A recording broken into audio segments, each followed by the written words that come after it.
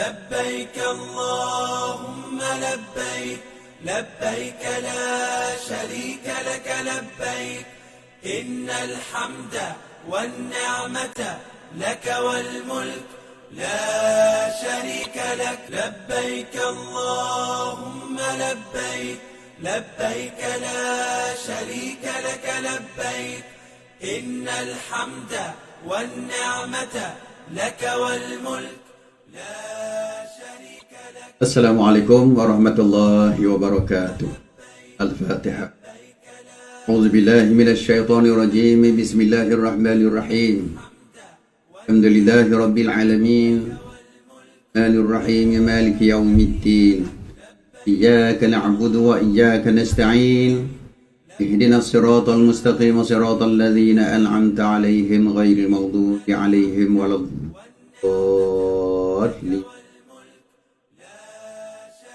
Alhamdulillahi rabbil alamin, wassalatu wassalamu ala asyrafil anbiya'i wal mursalin wa ala alihi wa sahbihi ajma'in. Subhanaka la ilma lana illa wa la quwwata illa Syrah li sadri sirli wahlul 'uqdatam min lisani yafqahu qawli. قال الله سبحانه وتعالى في القرآن الكريم أعوذ بالله من الشيطان الرجيم وأتموا الحج والعمرة لله. Sempurnakanlah kerja-kerja haji dan umrahmu semata-mata kerana Allah Subhanahu wa taala. Alhamdulillah, kita sama-sama lahir kesyukuran yang tidak terhingga kehadrat Allah Subhanahu wa taala kerana masih Allah menunjukkan tanda kasih sayangnya kepada Allah. Berikan kita peluang untuk kita menimba ilmu, untuk kita bertemu di dalam kursus asas haji secara maya. Hari ini kita akan berbicara di dalam siri yang kedua, ataupun orang kata apa, bahagian yang kedua, yang mana kita telah lalui bahagian pertama, siri yang pertama ada 3 bahagian. Yang ini kita akan masuk siri yang kedua.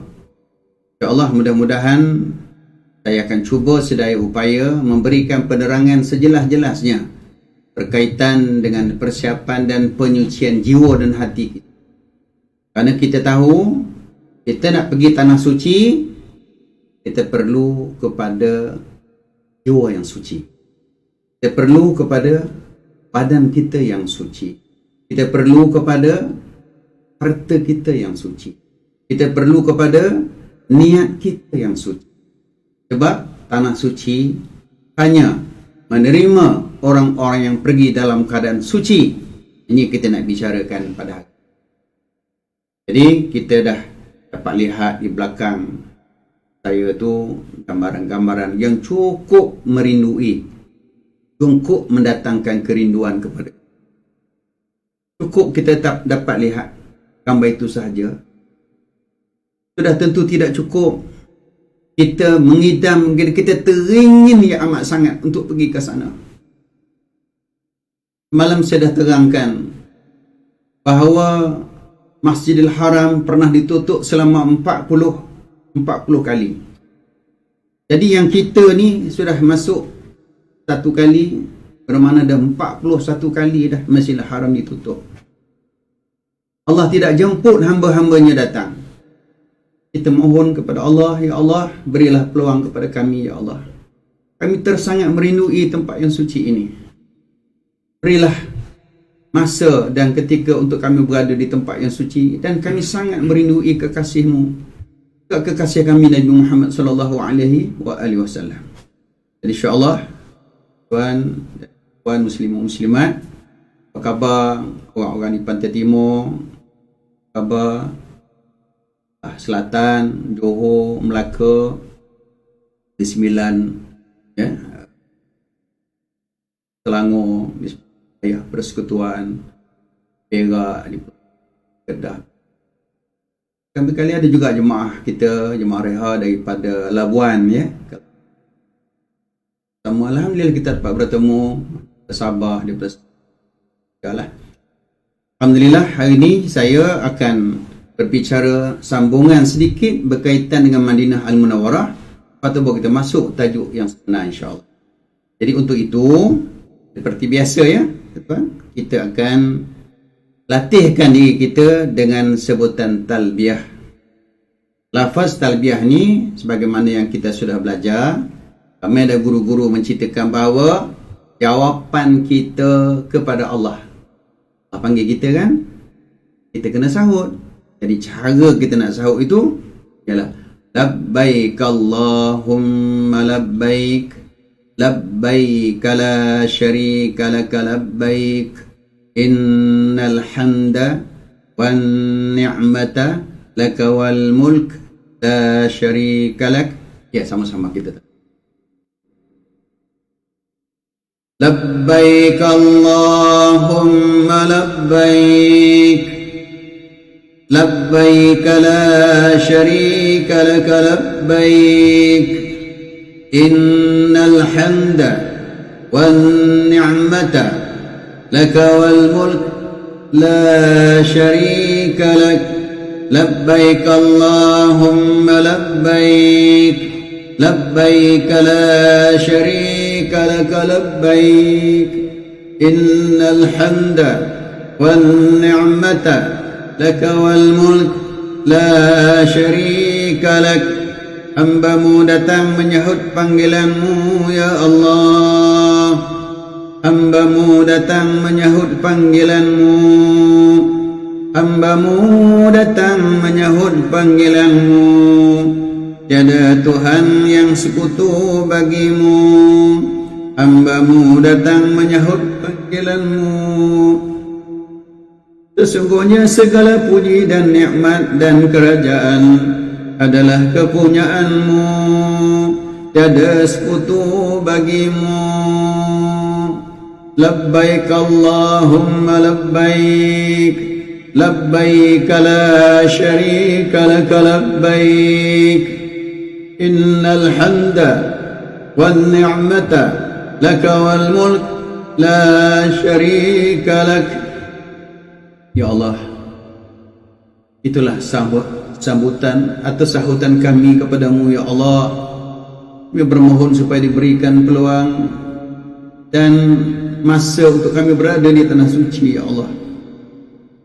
Dan sama-sama kita memohon ampun kepada Allah dan kita zikir munajat. Semoga Allah akan terima dan kita, Allah akan menerima amalan zikir kita.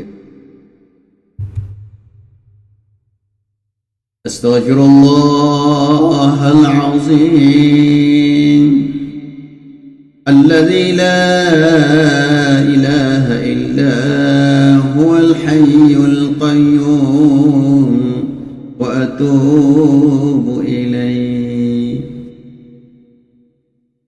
Astaghfirullahal azim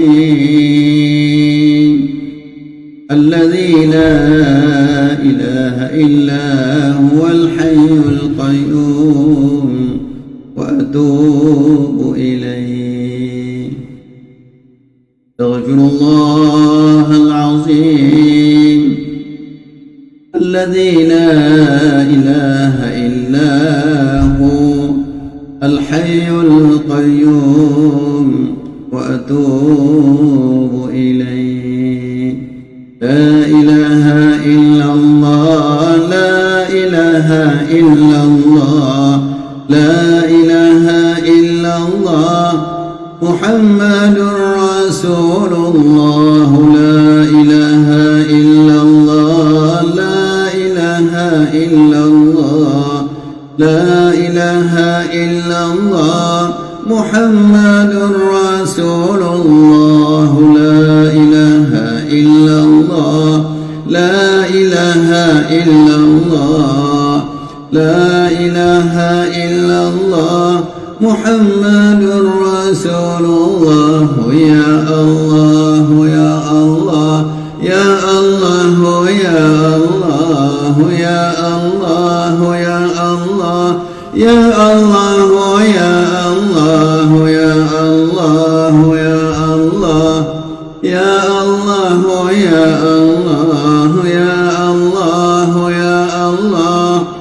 Ya Allah, Ya Allah, la ilaha illallah, la ilaha illallah, la ilaha illallah, Muhammadur Rasulullah.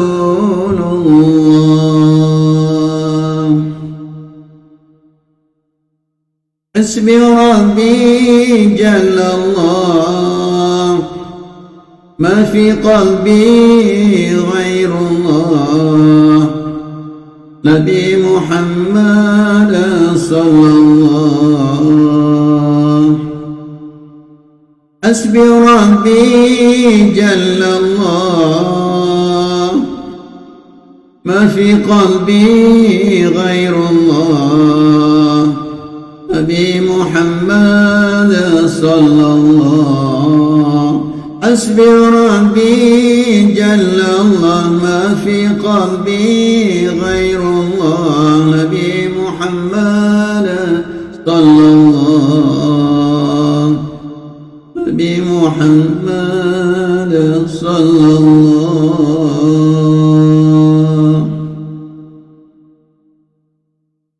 Tubna ila Allah wa raja'na ila Allah wa nadimna ala ma fa'alna. Tubna ila Allah wa raja'na ila Allah wa nadimna ala ma fa'alna. Tubna ila Allah. Kami bertaubat kepada wa raja'na ila Allah. Kami kembali kepadamu ya Allah. Wa nadimna ala ma fa'alna. Kami menyesali atas dosa-dosa, kesalahan yang pernah kami bertaubat kepadamu ya Allah. Kami kembali kepadamu ya Allah. Kami menyesal atas dosa-dosa yang pernah kami lakukan kepadamu ya Allah. Ampunkanlah dosa kami ya Allah. Ampunlah dosa isteri, suami, anak-anak kami ya Allah. Ampunlah dosa saudara-saudara kami ya Allah. Ampunlah dosa guru-guru kami ya Allah.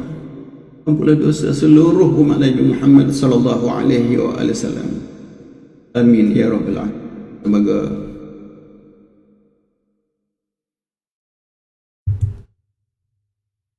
Allahumma salli ala sayyidina Muhammad salatan tuballighuna biha hajja baitikal haram وزيارة حبيبك سيدنا محمد عليه أفضل الصلاة والسلام في صحة وعافية وسلامة ولطف وبلوغ المرام وعلى آله وصحبه وسلم.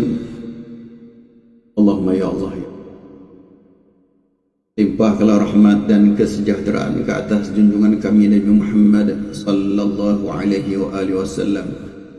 Rahmatnya dengannya menyampaikan hajat kami menunaikan fardu haji di rumahmu di Baitullahil Haram. Hajat kami untuk menunaikan fardu haji di rumahmu di Baitullahil Haram dan mengunjungi makam kekasihmu junjungan kami Nabi Muhammad sallallahu alaihi wasallam. Dipohonkan kelimpahan rahmat dan kesejahteraan. Semoga kami semua ini ya Allah, semoga kami semua ini ya Allah dikekalkan dalam kesihatan, dikekalkan dalam afiat, selamat, kesampaian segala hajat kami. Serta kurniakanlah rahmat dan kesejahteraan ke atas keluarga serta sahabat-sahabat baginda Nabi sallallahu alaihi wa alihi wasallam.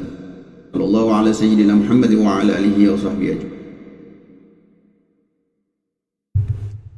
Alhamdulillah tuan-tuan dan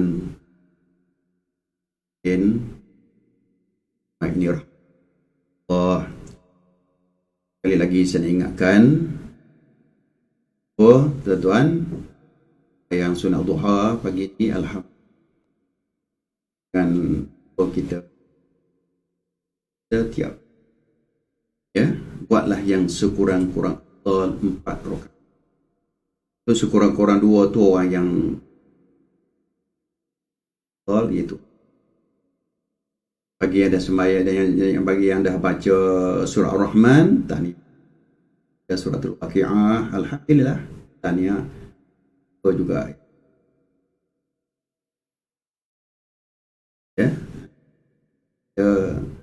dan mendapatkan kuat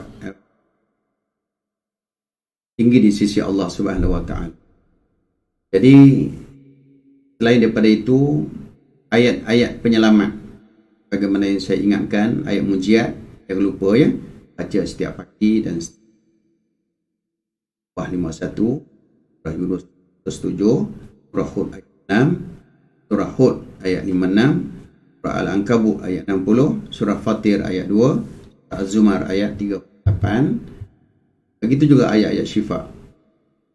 Ayat saja, At-Taubah 14, Yunus 57, An-Nahlu 69, Isra 82, Araf 80, Fussilat ayat 40. Dan insya-Allah saya dah sebutkan tadi, kita akan cerita sikit tentang sejarah Madinah Al-Munawwarah. Sejarah Madinah Al-Munawwarah.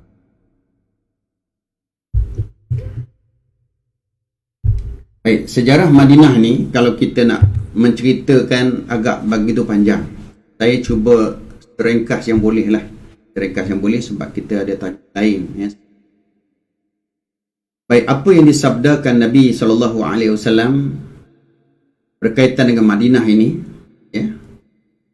Maksud, aku telah bermimpi bahawa sesungguhnya aku berhijrah daripada kota Mekah menuju ke suatu tempat yang ada pohon kurma.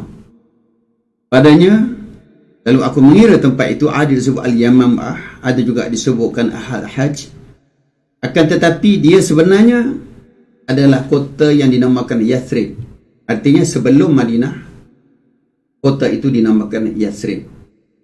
Madinah ini ditukar oleh Nabi SAW selepas dia berhijrah. Ditukar nama daripada Yathrib kepada Madinah Al-Munawwarah. Al-Munawwarah tu daripada perkataan nur, cahaya. Artinya bandar raya yang bercahaya. Maksud di situ adalah cahaya iman terpancar ke seluruh dunia. Kerana kita tahu Islam benihnya itu daripada Mekah.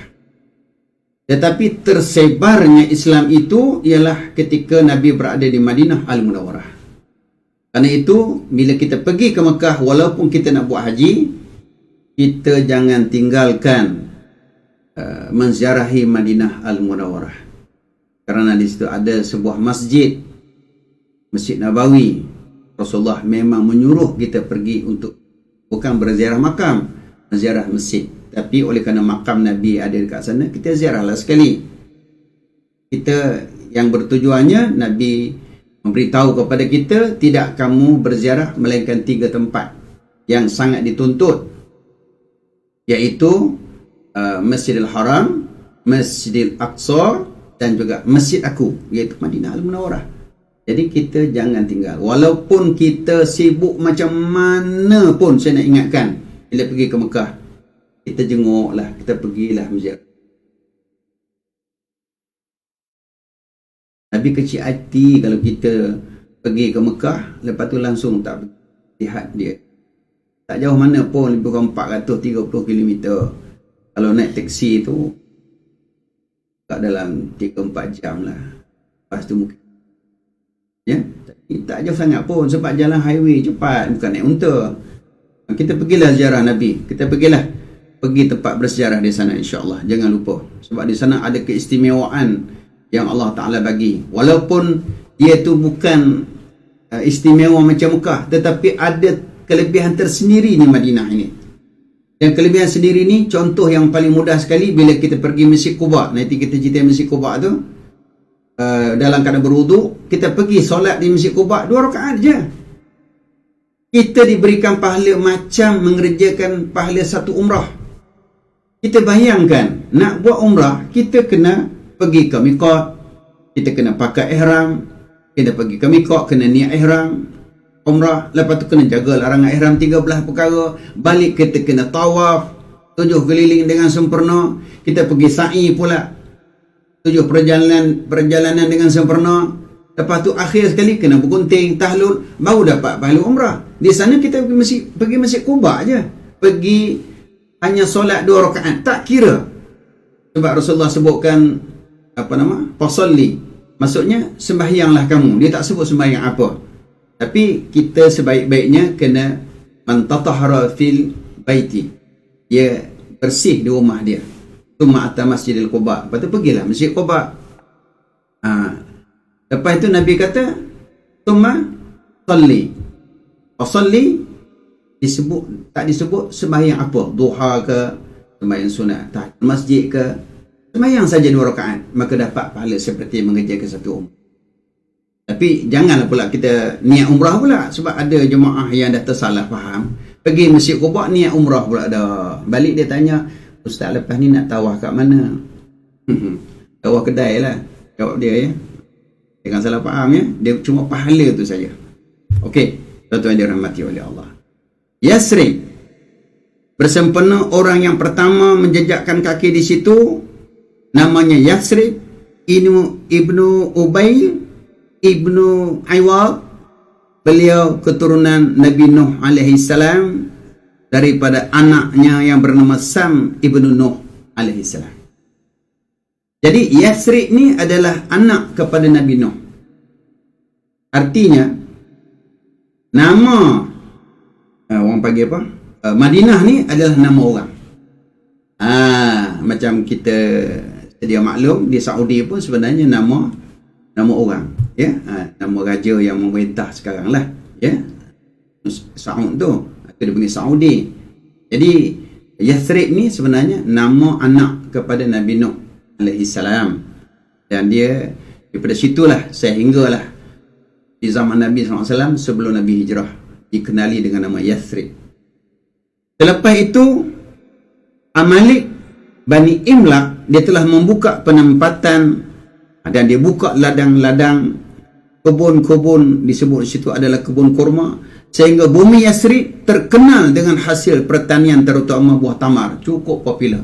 Tapi sekarang kalau kita sebut tamar Madinah, subhanallah, ada keberkatan. Sebab zaman Nabi pun mendoakan keberkatan di bumi Madinah. Dari sebuah penempatan kecil Yathrib berkembang menjadi sebuah kota yang didiami oleh dua bangsa utama, iaitu Yahudi dan Arab. Jadi sebelum Nabi hijrah, kota Madinah atau Yathrib ini didiami oleh orang-orang Arab dan juga orang-orang Yahudi. Tuan-tuan kena ingat, sekarang ni dah diberitahu oleh Allah, memang dia memusuhi kita. Dia memang memusuhi kita. Dan mereka ada buat perancangan tersendiri. Malah kadang-kala bila dia tahu sejarah ini, asal datuk nenek moyang mereka itu adalah dari mereka ada bercita nak mengambil alih.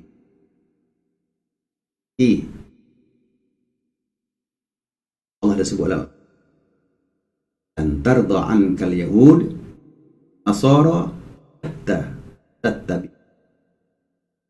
Lan tarda. Tuan-tuan, orang yang mengaji bahasa Arab dia tahu apa benda lan. Tidak sekali-kali redha orang Yahudi dan orang Nasrani, selagi orang Islam tidak mahu mengikut mereka. Ingat,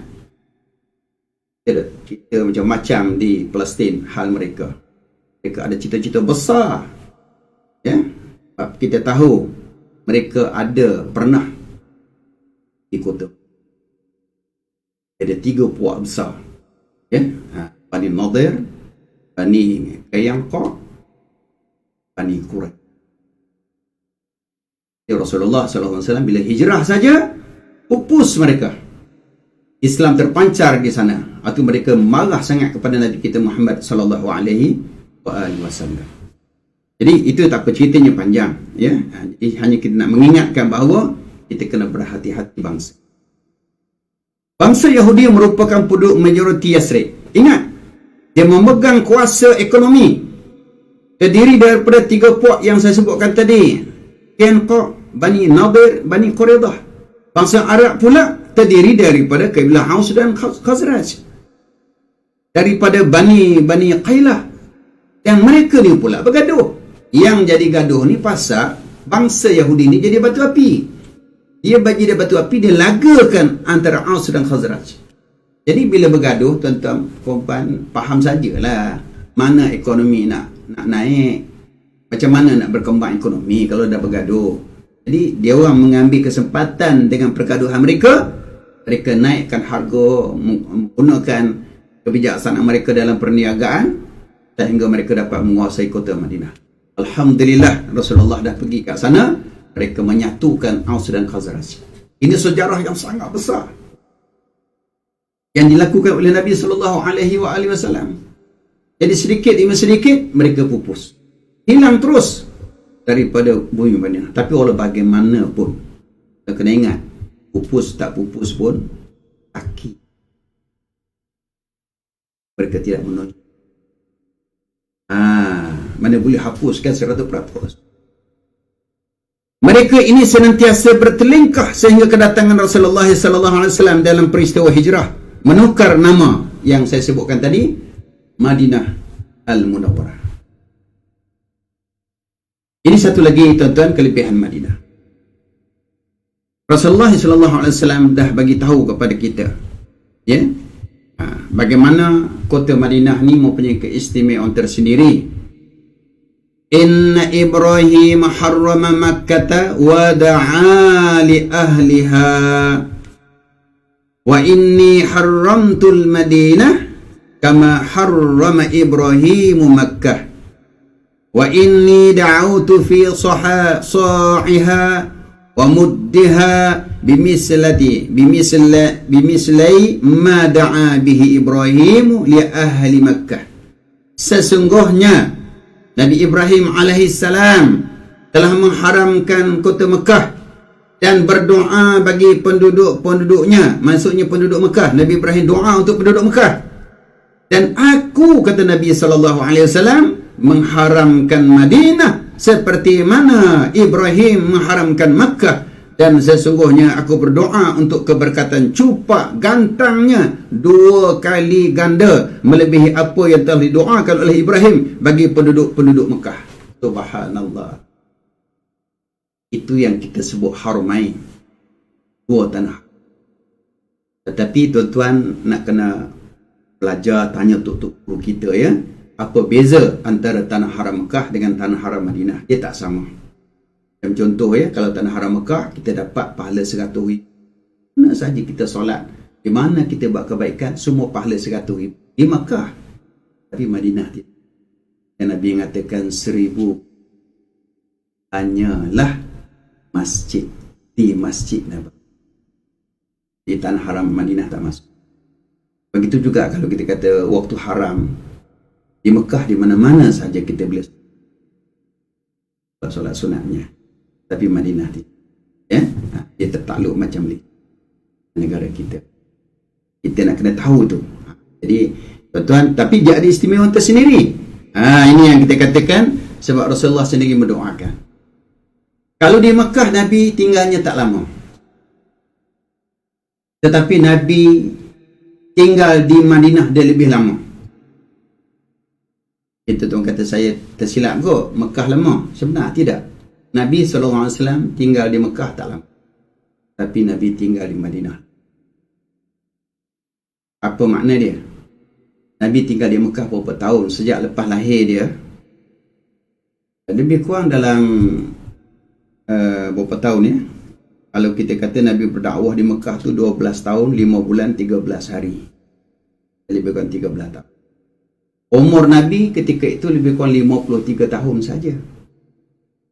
Lepas tu Nabi berhijrah ke Madinah. Dakwah Nabi di Madinah 9 tahun, 9 bulan, 9 hari. Sebab keseluruhan dakwah Rasulullah sallallahu alaihi wasallam ialah 22 tahun, 2 bulan, 22.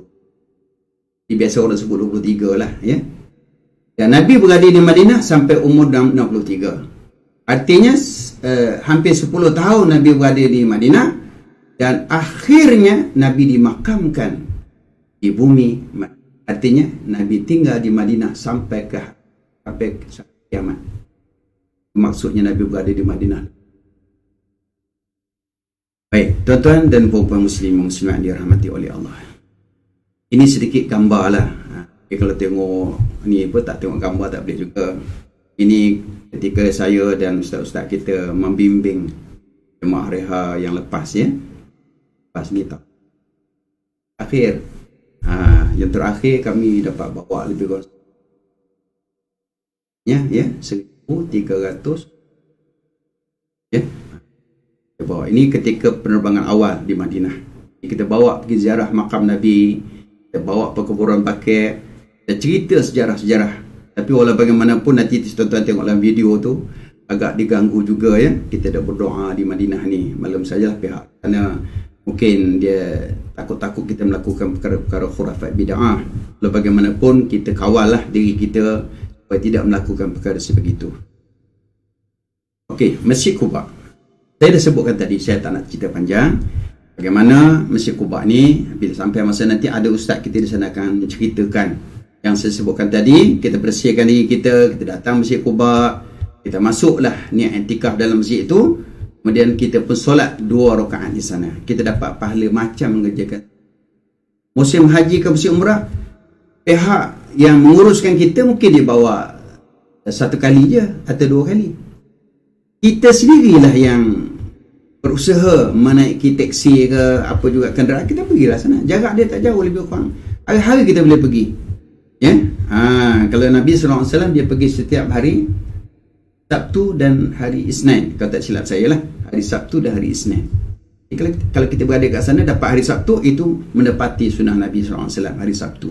Ataupun hari Isnin kita pergi kat sana sembahyang 2 rakaat. Tak susah mana, lebih kurang 3.5 km saja. Nak berjalan kaki pun boleh. Nabi berjalan kaki. Ini masjid yang pertama.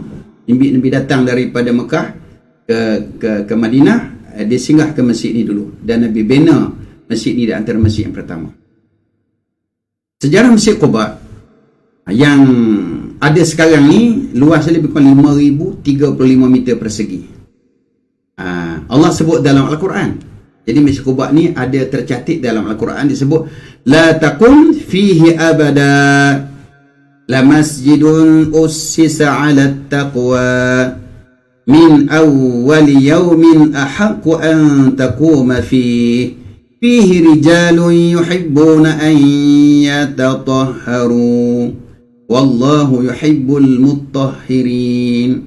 Jangan engkau sembahyang di masjid itu selama-lamanya, kerana sesungguhnya Masjid Quba yang engkau bina wahai Muhammad, yang telah didirikan di atas dasar taqwa, daripada mula wujudnya sudah sepatutnya engkau sembahyang padanya. Di dalam masjid itu ada orang-orang lelaki yang suka mengambil berat, membersihkan, menyucikan dirinya, dan Allah mengasihi orang-orang yang membersihkan diri mereka daripada zahir dan batin. At-Tawbah ayat 18. Jadi bila masjid ni tuan-tuan ada tercatat dalam Quran, maka kita kenalah ambil kesempatan ketika di Madinah untuk pergi ke sana, ya.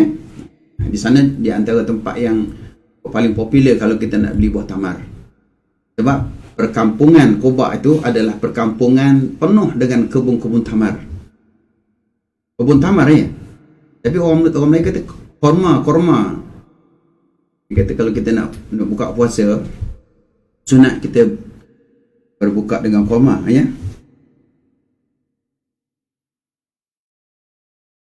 Ada orang tanya Zorojitan, nanti saya kesempatan saya cerita sikit lah tentang kelebihan tu. Baik, apa nama ni? Orang Melayu kita kata apa? Kita sunat berbuka dengan korma. Sebenarnya korma tak disunatkan. Yang disunatkan berbuka dengan tamar. Sebab korma ni ada korma ayam, ada korma daging. Mana sunat dengan korma ayam, kan? Tak sunat dibuka dengan korma ayam. saja bergurau tuan-tuan. Korma apa betul lah juga ya. Baik, sedikit saya sebutkan tadi, pahala yang 1000 tu kita solat bersambung dengan imam Masjid Nabawi walaupun kita berada di luar atas alasan masjid dah penuh. Kita sembahyang dekat apa panggil?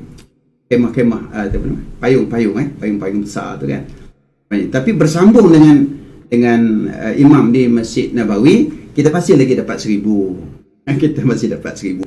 Dan kita dapat 1000 tu pula, kita tak dapat pahala i'tikaf. Sebab di bawah payung tu tak boleh niat i'tikaf. Sebab di situ di kawasan luar masjid. Kita kok mana pun kena pijak sekurang-kurangnya anak tangga masjid tu. Baru niat i'tikaf dapat pahala i'tikaf. Dan nak solat tahiyatul masjid kena di situ. Di bawah payung tak boleh solat tahiyatul masjid. Tak boleh. Tapi pahala untuk kita dapat 1000 tu dapat. Itu yang tuan-tuan perasan tak? Bila orang duduk kat Madinah tu, orang berlumba-lumba nak pergi ke masjid setiap waktu. Nak ambil pahala 1000 tu lah. Tapi kena orang yang kena penyakit mi'alik lamsin ya. Apa benda mi'alik lamsin tu? Malas lah tu kan. Dia pergi duduk sembahyang di bawah payung je. Dapatlah pahala payung lah barangkali ya. Kalau sembahyang sendiri, dapat macam Malaysia. Kalau berjamaah sama sendiri, dapatlah 25 atau 27. Okey tuan-tuan, kena laju sikit ni. Hari ni kita nak santai-santai. Hari Ahad ni tuan-tuan, ada orang nak berehat, ada orang kerja kan. Negeri yang kerja lah. Baik, kelebihan Masjid Quba. Saya dah sebutkan tadi. Saja nak ulang lagi. Man tatahhara fi baitihi summa ata Masjid Quba fasalla. Fasalla yang sebutkan fihi salatan. Nabi sebut tak begitu jelas solat apa. Fihi salatan kana lahu ka ajri umrah. Siapa yang berwuduk di rumahnya kemudian dia pergi ke Masjid Quba untuk bersolat akan diberi ganjaran pahala seperti pahala menunaikan umrah. Itulah hebatnya orang Madinah ni tuan-tuan. Saya sebutkan Mekah Madinah tu dia ada kelebihan tersendiri.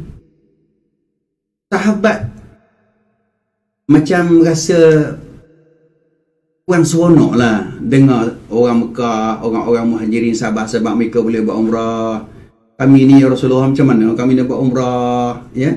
Kami tak boleh nak bertawaf, tak boleh nak sa'i ya. Gunting boleh, cukur boleh, tapi tawaf sa'i tak boleh. Itu yang Nabi sebut dalam hadis ni. Pergi Masjid Quba aja. Tapi tuan-tuan dan puan taklah sebagaimana kita dapat buat macam di Mekah, pahalanya lebih besar lah sebab nak jaga larangan ihram. Pergi Masjid Quba mana kena jaga larangan ihram pun ya, beli buah kurma je lah, buah tamar je lah. Imam Bukhari dia meriwayatkan daripada Ibnu Umar bahawa Rasulullah SAW selalu pergi ke Masjid Quba pada hari Sabtu. Betul saya sebutkan tadi, sama ada dengan menaiki unta atau berjalan kaki. Ada kalanya baginda pergi pada hari Isnin dan Khamis, ada tambah lagi Khamis. Itulah barangkali itulah saya sebutkan tadi dalam Sahih Bukhari 1193. Okey, tuan-tuan, Masjid Quba pada hari Isnin 8 Rabiul Awal bersamaan 23 hari bulan September 622 Masihi. Ingat 23 September, ingat hari perkahwinan saya tu. Rasulullah SAW tiba di perkampungan Quba. Dalam perjalanan hijrah daripada Mekah, baginda tinggal di sana selama 4 hari bersama Bani Amru bin Auf di rumah Kalsum bin Al-Hadam. Ini sejarah dia. Pada hari pertama itulah Rasulullah SAW terus membina Masjid Quba, iaitu masjid pertama dibina dengan sejarah umat. Dalam sejarah umat ini Rasulullah SAW sendiri turut serta dalam pembinaan itu dengan mengangkat batu, dia pikul sampai baju jubah Rasulullah penuh dengan debu-debu sampai begitu. Itu sejarah.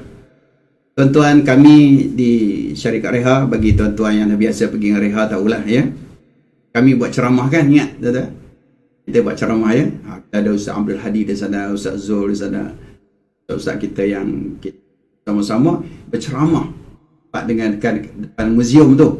Kita kumpul kat situ, alhamdulillah kita tak diganggu. Dan sejak akhir diganggu juga. Kita ceramah di situ. Kita bagi semangat bagaimana kita berada di Masjid Quba ni. Ya, nampak masjid tu macam biasa aja. Tetapi tapak itu adalah tapak yang pernah dipijak oleh Nabi SAW. Kehadiran di situ adalah kehadiran yang ditunggu-tunggu oleh penduduk Madinah. Ditunggu-tunggu oleh penduduk Madinah. Mereka mendengar saja Nabi SAW nak datang daripada Mekah tu. Ada yang berjalan kaki. Tuan-tuan, perkara yang luar biasa pernah berlaku. Orang yang kakinya cacat, tak boleh nak berjalan. Oleh kerana kasar cinta kasih sayang kepada Nabi SAW, dia berlari. Dia tak sedar kaki dia sudah baik. Dia tak sedar rupanya kaki dia sudah baik. Yang buta, tuan-tuan, masa datang kat Quba tu, yang buta dia kata, ya Allah, aku dah melihat kekasih Allah. Aku nak melihat Rasulullah. Ketika itu matanya tak nampak. Tahu macam mana, tuan-tuan? Dengan izin Allah SWT, kehebatan Nabi kita SAW, dia dapat melihat Nabi SAW.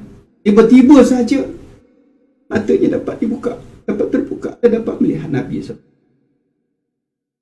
Terlalu banyak, tuan-tuan, perkara-perkara ini saya pernah cerita ketika di Quba.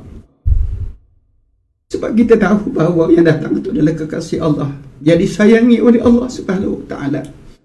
Jadi banyak lagi peristiwa-peristiwa mukjizat yang luar biasa berlaku di Quba. Nanti insya-Allah, tuan-tuan, jangan lupa, ya, nanti bila dah dapat, nanti kita akan cerita banyak sejarah-sejarah yang di sana. Di sini tak dapat saya nak ceritakan lebih detail, ya. Ashimuh binti An-Nu'man, dia cerita, aku melihat Rasulullah SAW ketika membina masjid ini, baginda memikul batu-batu di belakang dia sendiri sehingga bungkuk tubuhnya. Debu-debu dan pasir penuh di tubuh bajunya. Apabila seorang sahabat meminta mengambil bebanan itu daripadanya, baginda telah membenarkannya, tidak membenarkan sekali-kali. Sebaliknya, Nabi kata, kamu ambillah batu lain, biar aku pikul, biar aku yang bersusah payah. Itulah tanda kasih sayang cinta Nabi di tempat itu. Jadi, tuan-tuan, pemirsa dirahmati oleh Allah, kita sekarang bertuah kerana kita dapat hadir masjid yang cantik dan indah yang dibina oleh King Fahad, ya, dengan belanja duit dia sendiri. Jadi kita dapat agak selesa lah. Tapi jangan lupa, masjid itu adalah masjid yang dibina baru. Sebenarnya masjid itu masjid baru yang kita ingat tu adalah tapak dia tu, tapak yang pernah dibina 1400 tahun lebih, ya, Nabi membina di situ. Setelah itu Rasulullah SAW mengimami solat bersama secara terbuka bersama-sama dengan para sahabat di Masjid Quba, berkiblatkan masjid ketika itu di Masjid Al-Aqsa. Ingat, tuan-tuan, pemirsa dirahmati oleh Allah, ketika Nabi sampai di Madinah, kiblatnya adalah ke arah Masjidil Aqsa. Di mana Masjid Aqsa? Di Palestin. Ya, dia menghadap. Tuan-tuan nak tahu arah dia macam mana? Kalau Mekah, Madinah tu, di sebelah selatan Madinah, Mekah. Sebelah utara, Masjid Al-Aqsa. Jadi 180 darjah. Nanti kita masjid kiblatan itu, masjid pertukaran kiblat berlaku di sana lah, 180 darjah. Betul. Cara pertukaran tu wallahu a'lamu bisawab. Tapi adalah cara pertukaran 180 darjah. Kenapa Nabi tak menghadap ke kiblat ke Mekah lagi? Sebab ketika itu Mekah dikuasai oleh orang kafir. Di dalam Baitullah itu penuh dengan berhala-berhala, patung-patung. Allah tak benarkan lagi kita sembahyang menghadap kat sana. Sembahyang pun difardukan ketika Nabi baru nak hijrah. Setahun sebelum hijrah ke Madinah baru difardukan solat ketika Isra' dan Mi'raj. Jadi pelaksanaan solat ni setelah fardu di Mekah, Nabi hijrah ke Madinah. Lepas hijrah ke Madinah, maka menghadap ke Baitul Maqdis, dan Nabi minta supaya ditukar balik ke Baitullah Al-Haram setelah solat ke Masjid Al-Aqsa selama 16 bulan. Selama 16 bulan, ya. Setahun 4. Okey. Pemberian hibah. Ini satu lagi perkara yang kita kena tahu, tuan-tuan, tentang infak. Sebelum diperintahkan zakat, perkara yang dikehendaki oleh Islam dan dianjurkan oleh Nabi SAW ialah infak, hibah. Yang ini bagi saya lah, tuan-tuan, perempuan, kita dah makan rezeki yang Tuhan yang kadar banyak. Apa salah kalau kita dapat rezeki lebih, kita kongsi rezeki kita dengan orang lain. Saya pun tak seberapa yang ada, COVID ni pun dah tak ada pendapatan, tapi Allah Ta'ala bagi rezeki sikit-sikit tu, kita kongsi, kita beli barang-barang. Itu pun kami akan bagi kepada yang kena penyakit dialisis, ya, yang cuci darah, bantu mereka. Dan saya alhamdulillah setakat ni dah 6 kali dah 6 siri, 7 siri. 7 siri dah. Jika ada yang 100 keluarga. Dia nak berkongsi, kita kongsi lah. Zakat kita mampu, kita bagi. Tuan-tuan, tentang hibah ni lah anjuran Nabi SAW supaya kita dapat berkongsi. Ya? Selepas pembinaan Masjid Quba, Nabi SAW meneruskan perjalanan ke Madinah. Lebih kurang 3.5 km. Baginda membeli sebidang tanah yang dimiliki oleh 2 orang anak yatim. Pemeliharaan, iaitu pemeliharaan seorang yang bernama As'ad Ibnu Zurarah Al-Ansari. Nama dia Sahal bin Amru dan Suhaili bin Amru. Rasulullah SAW membeli dengan nilai 10 dinar wang emas dan dibayar oleh sahabatnya Abu Bakar Siddiq. Setelah menolak tawaran hibah daripada penjaga anak-anak yatim tersebut, baginda telah mendirikan masjid dan rumah pada hari yang kedua. Kitanya begini, tuan-tuan. Sikitlah saya ambil masa, ya. Saya pun tercuri-curi masa, tuan-tuan, nak menceritakan banyak sangat, tapi nak cari mana-mana yang sesuai. Saya teringat apa yang guru saya mengaji. Tuan guru cerita sambil dia menangis. Sebab sewaktu Nabi SAW sampai dengan unta, tuan-tuan bayangkanlah 400 km lebih unta Nabi berjalan yang bernama Kiswah. Kiswah tu unta Nabi. Bila sampai saja yang disebutkan kawasan Madinah ni, sahabat-sahabat rupanya sudah menunggu begitu ramai nak minta supaya Nabi masuk rumah mereka.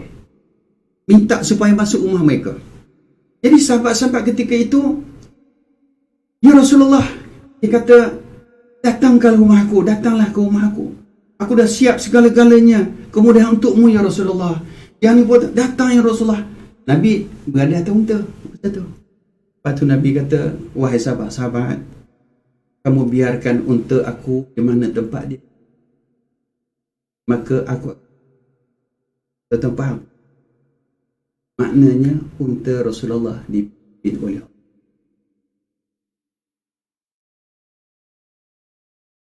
Unta Rasulullah dipimpin oleh Allah Subhanahu Wa Taala. Artinya Nabi sendiri pun tak tahu di mana unta dia akan berhenti.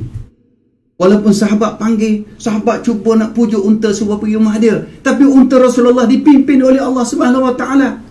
Tuan-tuan, sampai satu tempat, kita menarik. Bila sampai satu tempat, tiba-tiba unta tu berhenti. Unta yang Nabi naik tu berhenti, duduk ke bawah. Nabi SAW ingatkan untanya letih, untanya penat, belum salah berjalan. Berapa lama berehat di Masjid Quba, baru 4 hari kan, 4 hari dah berjalan lagi. Nabi pun tepuk unta dia, suruh bangun. Alhamdulillah, unta Nabi bangkit, unta pun berjalan semua. Dia berjalan semua. Dan tahu, lepas tu dia patah balik duduk tempat yang sama. Duduk tempat yang sama. Nabi SAW tepuk, dia sayang unta dia, bangun. Unta Nabi adalah unta binatang syurga. Bangkit, unta berjalan pergi tempat lain pula. Ingat betul lah dia pergi. Tuan-tuan tahu, dia patah balik tempat sama. Nak cerita, ingat guru saya kata, yang sama dia pergi. Maka Rasulullah SAW tahulah bahawa di situlah tempat dia akan berhenti. Di situlah tempat dia berhenti, dan tempat itu, tuan-tuan, di sekeliling itu ramai rumah para sahabat. Dan rumah para sahabat ni pula dekat-dekat. Nabi pun dah tak tahu aku nak pergi rumah siapa ni. Tuan-tuan, datang seorang sahabat kata, ya Rasulullah, masuklah ke rumah aku. Ada orang ni dengan tolak al-badru alaina, ada orang dengan kompang, dia sambut Nabi, sayang sangat pada Nabi ni. Sebab Nabi datang sudah mendatangkan cahaya yang begitu luar biasa di Madinah ni. Akhirnya tuan-tuan yang dirahmati oleh Allah Subhanahu Wa Taala, dia kata, wahai Rasulullah, unta engkau tadi menghadap rumah aku, memang dia suruh masuk rumah aku lah tu. Nabi kata, nanti dulu. Lepas itu Ada satu kali pula sahabat kata, ya Rasulullah, unta kamu tadi sentiasa duk tengok rumah aku duk tengok. Aku datang rumah aku. Nanti dulu. Lepas tu Nabi turun, kamu dah turun ya Rasulullah, arah rumah aku. Kamu kena masuk rumah aku. Macam-macam cerita. Tuan-tuan nak tahu cerita seterusnya. Lepas daripada itu, seorang sahabat bernama Abu Ayyub Al-Ansari. Kubur dia di Turki, tuan-tuan. Kita tak dapat pergi Turki dah, ya. Saya terakhir dapat pergilah bawa jemaah reha ke sana. Abu Ayyub Al-Ansari, kubur dia ada di Turki. Ada sejarah dia di situ. Nanti insya-Allah bila dah buka COVID-19 dah habis, tuan-tuan, jangan lupa bersama reha lah, insya-Allah. Saya akan bawa pergi sana cerita Abu Ayyub Al-Ansari. Abu Ayyub Al-Ansari ni, dia seorang yang cerdik, cukup bijak. Macam mana dia nak bagi Nabi masuk rumah dia? Tuan-tuan, dia tak ada cakap banyak. Sahabat duduk bersama-sama dengan Nabi. Dia ambil beg Nabi, contoh, ya, beg Nabi ni, beg pakaian Nabi, dia bawa lagi masuk rumah dia. Dia bawa lagi. Jadi Nabi bila turun-turun, dia cari beg. Mana beg aku? Mana? Nabi tak cakap Melayu lah, lebih kurang begitu lah kan. Mana dia barang-barang aku? Sahabat-sahabat ternampak Abu Ayyub. Kata, ya Rasulullah, aku nampak Abu Ayyub bawa beg kau masuk rumah dia. Akhirnya dia kata apa? Wahai sahabat-sahabat, tuan beg, pasal kena ikut beg dia lah. Jadi akhirnya Nabi pergi masuk rumah Abu Ayyub Al-Ansari. Kitanya panjang di situ, tuan-tuan. Ini yang kita dah baca tadi. Dan Nabi tanya, tempat unta aku berhenti itu tanah siapa? Ini cerita ni, tuan-tuan. Bagi dia membeli sebilang tanah yang dimiliki oleh 2 orang anak yatim. Tanah itulah. Anak yatim ini yang bernama Saha dan Suhaili ni, Saha dan Suhaili ni, anak yatim ni, dia dibeli oleh seorang yang bernama As'ad Zurarah Al-Ansari. Tuan-tuan tahu As'ad Zurarah Al-Ansari? Ini penjaga anak yatim. Anak yatim tu. Kata As'ad, dia kata, ya Rasulullah, kamu ambil je lah. Kamu nak buat masjid.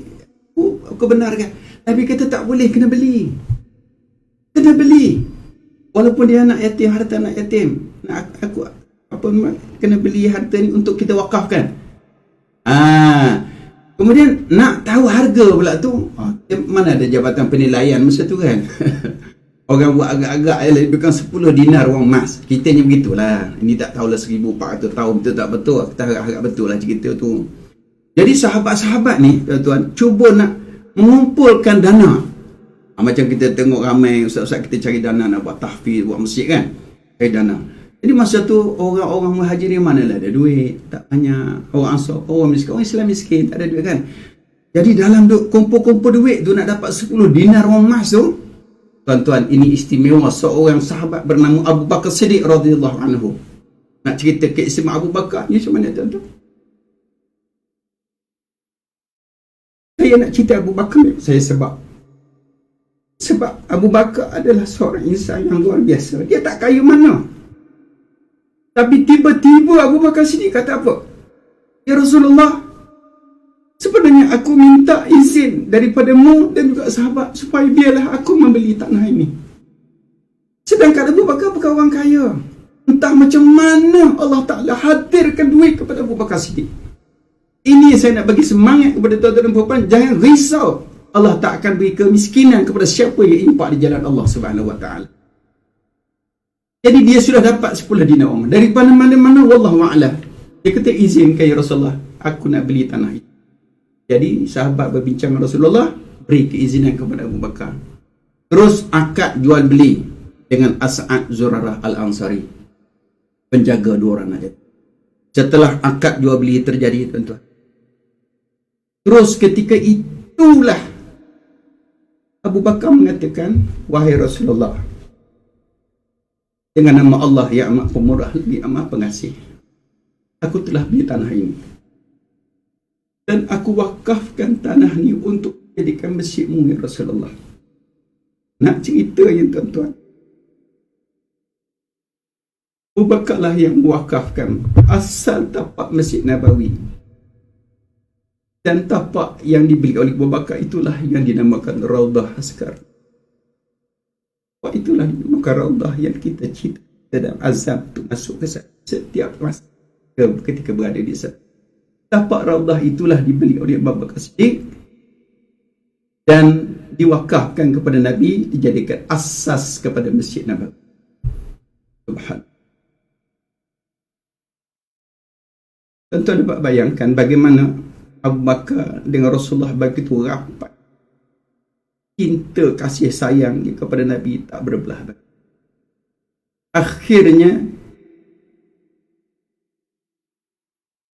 Akhirnya Allah telah menjelmakan niat Abu Bakar Siddiq bersama Rasulullah sampai hari kiamat.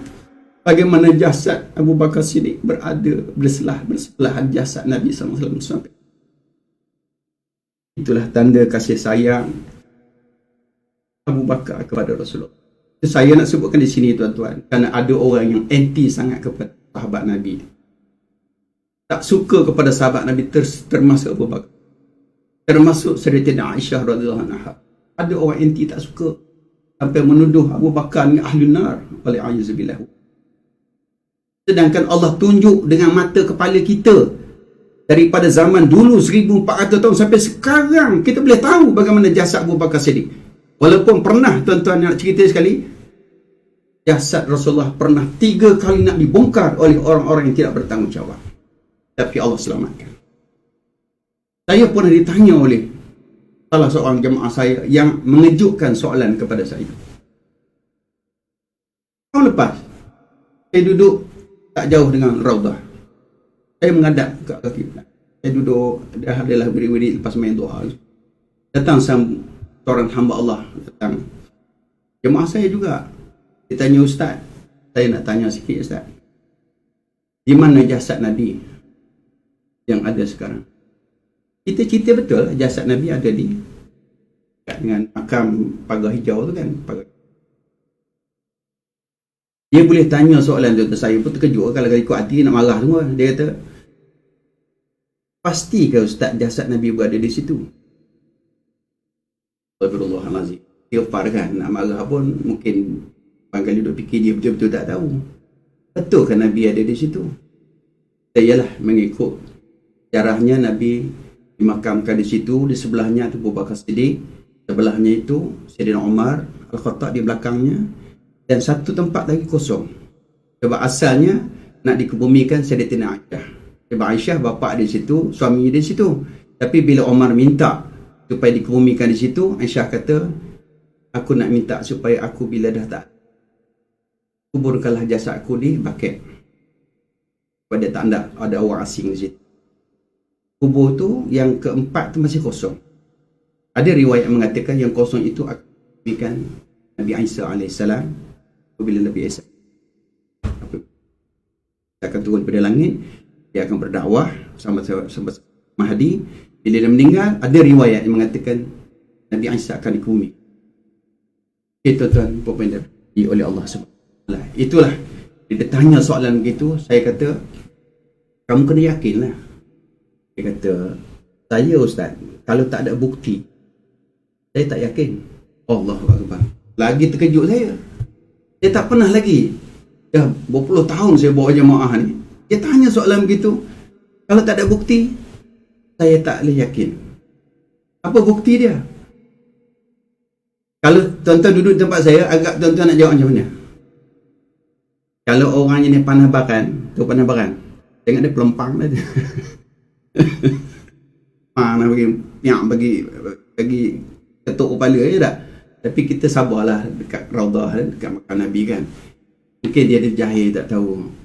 Dia kata nak membuktikan dengan cara terang-terangan kita nak tahu. Sebab perkara ni peristiwa sudah 1004. Cuma kita ingat sejarah yang menceritakan daripada dulu sampai sekarang secara mutawatir.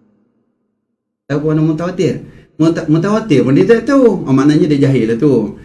Daripada seorang ke seorang tak pernah putus ceritanya bahawa di situlah. Tak pernah lagi orang kata, oh ada riwayat yang mengatakan jasad Nabi berada di Kairo. Ada riwayat mengatakan jasad Nabi itu ada di Turki. Mungkin ada di Lebanon. Mungkin ada di tempat-tempat lain. Ya, mungkin di Mekah. Tak ada. Seluruhnya sepakat ulama mengatakan di situlah jasad Nabi. Itu sebab ada 3 kali pernah dibongkar. Saya tak boleh cerita dalam sini, mungkin dalam bab cerita secara fizikal saya akan cerita. Bagaimana 3 kali jasad Nabi nak dibongkar. Saya dah masuk dalam buku sejarah saya, ya, dalam buku haji. So, tuan-tuan yang ada tu cuba saya masukkan sejarah dia. Tuan-tuan dan puan dirahmati oleh Allah Subhanahu Wa Taala. Jadi akhirnya tuan-tuan, kita dapat tahu bahawa Raudah ni adalah tanah yang diwakafkan oleh. Satu lagi yang tuan-tuan kena tahu bahawa As'ad Zurarah Al-Ansari, dia menjaga anak yatim. Allah bagi istimewa pada dia. Dialah orang Ansar yang pertama jasadnya dikebumikan di perkuburan Baqi'. Ini tuan-tuan kena tahu. Bila pergi ke Madinah, tuan-tuan kena semak balik sejarah. Dengar tok guru kita cerita tentang sejarah Madinah Al-Munawwarah. Baru kita ada zoom, baru kita ada feel ketika kita berada di Madinah Al-Munawwarah. Baik, masjid Kiblatan ini tuan-tuan insya-Allah tuan-tuan tengoklah dalam Quran pun dah menceritakan bagaimana pertukaran kiblat ya berlaku di sana selama 16 bulan pula kiblat, pertukaran kiblat dalam surah Al-Baqarah ayat 114. Dan ziarah tempat sejarah juga Masjid 7 ni tuan-tuan pergilah, saya tengok orang Syiah ramai kat sana tu. Masjid 7 ni sebenarnya medan peperangan. Bukan masjid tu ada sejarah apa, dia tapak masjid tu tempat berdoa, tempat para sahabat berdoa dalam peperangan Khandaq atau peperangan Ahzab. Jadi mereka berdoa kepada Allah, jadi tempat dia doa oleh para sahabat itu dibuat masjid. Dijadikan sebagai itu, dia kata masjid 7. Sekarang dah tak ada 7 dah, nak tinggal 4 ke 5. Apa tinggal? Itu ada 4 ke 5 itulah, dah tak ada. Sekarang dia buat satu masjid besar. Tuan-tuan nampak menara kan dalam tu? Tu menara tu menara masjid 7 lah tu. Dia ada buat orang sembahyang jemaah kat situ. Okey. Lagi satu, ini tempat bersejarah Jabal Uhud. Jabal Uhud ni pun tuan-tuan ceritanya cukup banyak. Kalau tuan-tuan perhati itu, di situlah makam para syuhada seramai 70 orang. Subhanallah ya. Tuan-tuan, masjid Jabal Uhud ni pun tempat yang fail bagi kita. Allah Ta'ala tak benarkan 70 para syuhada ni diubah ke Baqi'. Sedangkan tempat Baqi' istimewa kan. Kalau bagaimana Allah Ta'ala izinkan maka mereka dikuburkan di situ, mesti ada istimewa. Dan sampai sekarang, sampai jutaan manusia datang berdoa untuk mereka. Tapi saya nak minta tuan-tuan dan puan-puan ya, yang mana pergi dibawa oleh kita ketemu muzawir kita, oleh yang membimbing ziarah tu, jangan duk sibuk bershopping-shopping di sana. Sampai masjid sana, sampai Jabal Uhud tu, pergilah berdoa dulu. Pergilah bagi salam kepada mereka dulu. Sebab mereka tu ahli syurga semua. Termasuk yang menjadi orang kesayangan Nabi, iaitu Sayyidina Hamzah, pak saudara yang sangat dicintai, disayangi oleh Nabi SAW, pun dikebumikan di situ. Itu semua ahli syurga. Nanti saya akan senaraikan tuan-tuan 70 orang para syuhada. Tuan-tuan kalau boleh hafal nama tu. Tapi dia kata dah hafal penyanyi-penyanyi, dah hafal orang-orang tak sepatutnya kita hafal tu, hafal nama-nama para syuhada. Itu semua ahli syurga lah ke tu. Okey, ini Jabal Rummat. Jabal Rummat ini tempat yang ketika zaman Nabi SAW dalam peperangan Uhud tahun ketiga Hijrah itu, Rasulullah menempatkan 50 orang kan, 50 orang yang duduk di atas bukit tu nak menjaga. 50 orang. Sebab Rasulullah ketika dalam peperangan Uhud ada 3,000 orang kafir 10,000 orang. 50 orang tu ahli pemanah dari situ. Tapi oleh kerana ada sejarah sedikit tidak mendengar nasihat Nabi, akhirnya tewas pusingan yang kedua. Pusingan pertama menang, pusingan kedua tu kalah. Artinya kalau ikut perang Uhud tu bukan Islam kalah. Saya tak suka kata Islam kalah, sebenarnya seri. Nah, malah kita kata menang lagi kerana ramai yang mati syahid sebagai ahli syurga. Ya, tu Jabal Rummat. Tuan tulis, kita tengok dia tulis tu Jabal Rumah, bukan rumah kita. Rumah tu masih melontar. Tu rumah maknanya. Jadi orang naik tu tak ada apa saja naiknya tu. Kalau sakit lutut jangan naik pula. Anak-anak saya nak bergambar boleh lah. Tapi jangan naik etikaf tu pula. Yang etikaf apa, bukan ada pahala apa. Ini satu lagi mungkin tuan-tuan tak perasan. Nampak tu? Itu gua yang sebab buat kuning tu kan. Rasulullah dalam peperangan pusingan kedua, Nabi terpaksa melarikan diri, menyembunyikan diri dalam gua itulah. Tuan-tuan nampak yang putih tu kan. Saya 2 kali, 3 kali saya dapat masuk ke situ. Sekarang dah ditutup dengan simen. Kerajaan Saudi tak benar akan pergi kat sana dah. Ada juga sahabat-sahabat. Siapa yang pernah pergi? Siapa yang pernah pergi sana? Tak pernah. Sehingga kita punya peta-peta kita tak pernah pergi ke sana. Saya pergi dengan Ustaz Abdul Hadi di bawah sana. Saya panjat di atas tu. Tengok. Nak cerita di situlah namanya Gua Wangi. Gua Wangi. Tuan-tuan, subhanallah. Saya masuk ke itu meleleh mata. Sampai sekarang gua tu masih wangi. Tempat Rasulullah bersembunyi di situ. Ni kalau Bukit Uhud tu yang paling tinggi di sinilah. Di celah tu.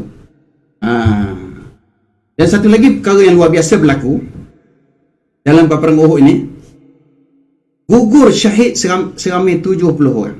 Dan Sayyidina Hamzah, tuan-tuan, pada tahun 667 Masihi, 43 tahun selepas itu, jasad Sayyidina Hamzah ni terkeluar dekat Jabal Rumah tadi kan, Jabal Rumah tadi di kaki bukit tu. Masa tu ada anak sungai mengalir. Jasad Sayyidina Hamzah pada tahun 46 Hijrah, selepas 43 tahun, jasad Sayyidina Hamzah terbuka dan terlihat oleh orang, dan masih nampak kesan darah selepas 43 tahun. Ini bukti bahawa orang mati syahid ini tidak hancur. Bumi tak akan makan mereka. Akhirnya pihak berkuasa ketika itu mengubahkan jasad Sayyidina Hamzah dekat Jabal Rumah di bawah itu masuk ke dalam. Nak menunjukkan bahawa orang yang cinta kepada Allah dan Rasul dalam yang mati dalam peperangan Uhud ini dijaga oleh Allah Subhanahu Wa Taala. Dan ketika itu mengikut ringkas cerita, tuan-tuan, Rasulullah SAW apabila dah selesai peperangan, Nabi telah menyembahyangkan, telah mendoakan. Mati syahid, darah dia tak boleh dicuci. Bila ada darah tak boleh sembahyang. Kita terjemahkan dengan mendoa lah. Nabi dan Sayyidina Hamzah sebanyak itu. Dia nak menunjukkan bahawa Hamzah digelar sebagai Sayyidus Syuhada, ketua orang mati syahid. Nabi suruh Sayyidina Hamzah bawa di depan. Pak saudara yang dia sayang. Lepas tu Nabi kita, jangan kamu tahu aku. Kita terpaksa kena pelan. Kita tak boleh waktu kita fikir kita kena pelan. Buat macam mana kita perlu kita pelan tepat. Lepas tu kena dengar elok lah. Ya. Jadi bermakna apabila Nabi SAW berpesan supaya jangan dibawa bapa saudara tu ke sana. Bila saya feel saya kena pelan. Jadi maklum sajalah dalam wais ni tahu macam-macam kan. Kita terpaksa kita kena ikut cara kita. Baik, apabila Nabi SAW minta jangan dibawa, Sayyidina Hamzah masih berada di situ. Maka Nabi mengatakan, wahai sahabat, bawalah seorang demi seorang di hadapan Sayyidina Hamzah. Apabila Nabi SAW mendoakan, Nabi SAW mendoakan kepada sahabat yang baru dibawa, Nabi akan doa sekali lagi kepada Sayyidina Hamzah. Yang kedua dah. Kemudian sahabat yang pertama tadi dibawa pergi untuk dikebumikan di dalam kawasan itu. Akhirnya Nabi suruh lagi bawa yang kedua, yang ketiga, yang keempat. Setiap kali Nabi doa orang yang kedua, ketiga, keempat dan seterusnya, Nabi mendoa ke Sayyidina Hamzah. Itulah menunjukkan bahawa doa yang Rasulullah lakukan kepada Sayyidina Hamzah sebanyak 70 kali. Itulah maksudnya perkataan Sayyidus Syuhada. Ini senarai nama-nama para syuhada. Ya, syuhada Uhud.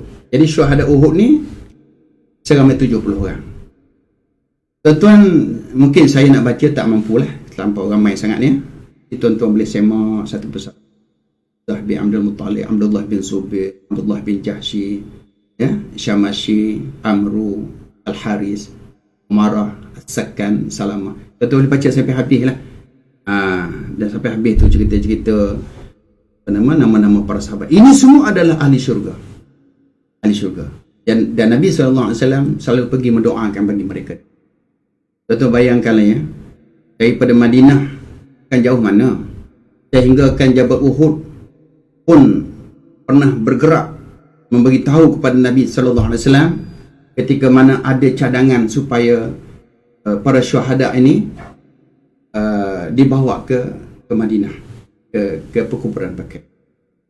Sehingga Jabal Uhud memberi ilham kepada Nabi, "Ya Rasulullah, seandainya kamu membawa Sayyidina Hamzah dengan para syuhada Uhud ke tengah-tengah kota Madinah, aku akan ikut sama." Subhanallah. Jabal Uhud akan pergi sana. Pada mana sampai Jabal Uhud yang dikatakan Jabal Syurga ini sayang kepada mereka dan akan menjaga mereka sampai hari kiamat. Itu sebab Jabal Uhud dikategorikan sebagai Jabal Jannah. Satu hari nanti bila kita masuk syurga, doakan insya-Allah kita dapat lihat sekali lagi Jabal Uhud di sana. Di dalam syurga. Kita sebut Jabal Jannah.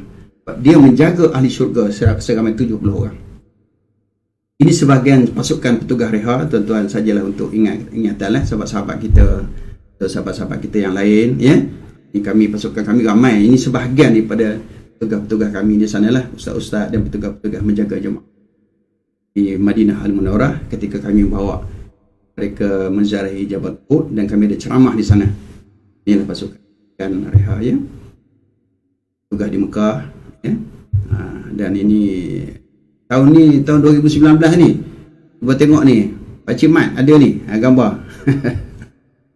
Pakcik Mah, Makcik Mah. Ustazah Fatimah pada tu, ya. Ustazah Rabi'ah pada.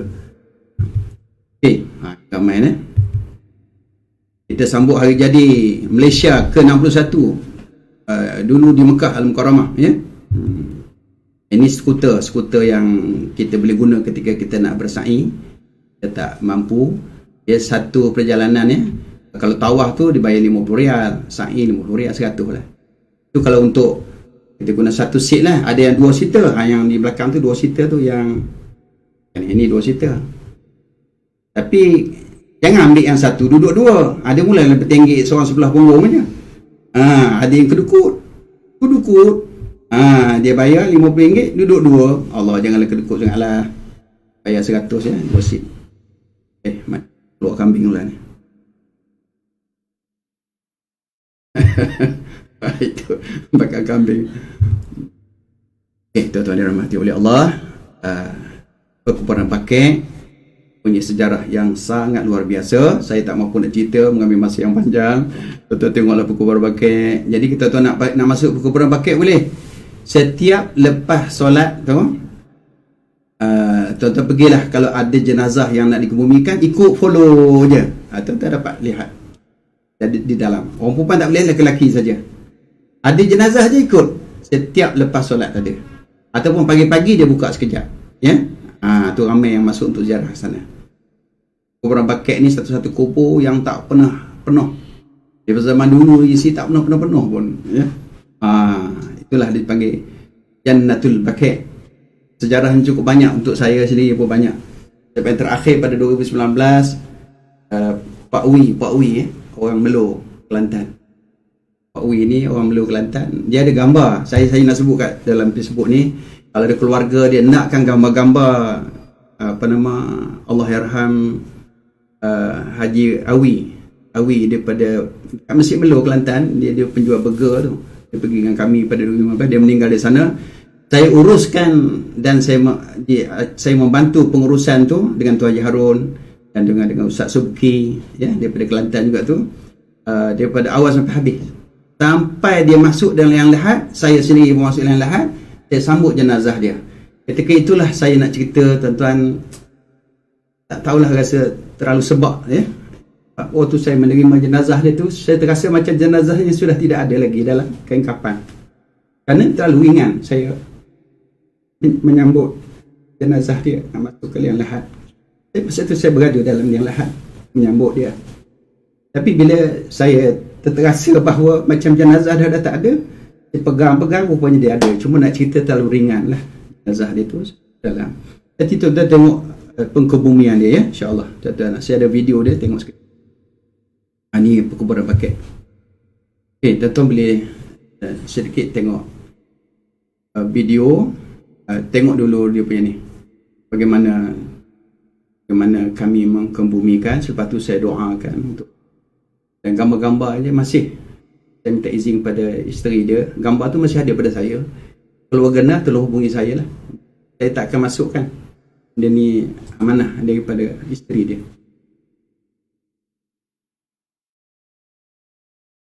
Okey, kemudian satu lagi video doa kita dan mungkin barangkali dapat lihat bagaimana kita berdoa di depan makam Nabi sallallahu alaihi wasallam.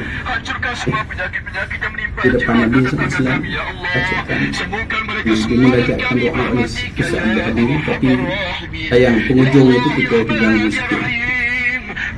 Masa di sana suara tu memang dari berdoa di hadapan Nabi sallallahu alaihi wasallam. Jadikanlah rumah tangga kami menjadi rumah tangga yang sakinah, mawaddah dan warahmah. Jadikanlah putra-putri kami menjadi putra-putri yang soleh dan solehah. Ya Allah, Ya Rahman, Ya Rahim, kami semua memohon dan berdoa, Ya Allah. Memohon, Ya Allah, ampunilah kedua ibu bapa kami yang telah meninggal dunia, Ya Allah.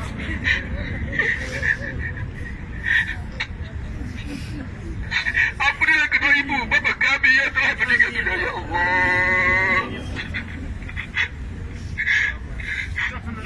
Ampunilah kedua ibu bapa kami yang telah meninggal dunia, Ya Allah.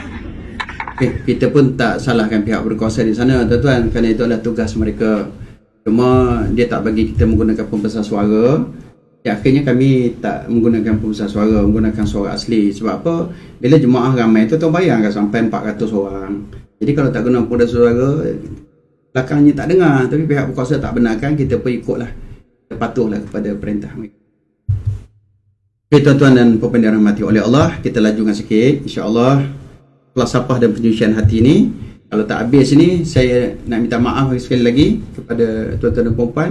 Saya akan sambung untuk siri akan datang. Kalau seandainya tuan-tuan yang mengikuti program saya ni tak habis juga, tuan-tuan jangan risaulah, saya akan cuba buat 2 kali seminggu. Saya akan cuba cari, saya bincang dengan pihak pengurusan Reha di Ibu Pejabat Reha Kemaman. 2 kali maksudnya mungkin dalam seminggu tu hari apa kita akan cari masa yang sesuai. Tuan-tuan boleh bagi cadangan kepada kami waktu bila yang sesuai, sebab kita nak menyelaraskan seluruh Malaysia. Sebab ada negeri yang cuti, ada negeri tak cuti kan. Jadi kita pun nak ambil kira juga kursus yang dibawa oleh tabung haji. Tuan-tuan boleh ikuti juga, timba ilmu di mana-mana saja ya. Kita akan bagi 2. Jadi kita akan habiskan juga slot yang disusun oleh tabung haji ini untuk kita mendapatkan ilmu.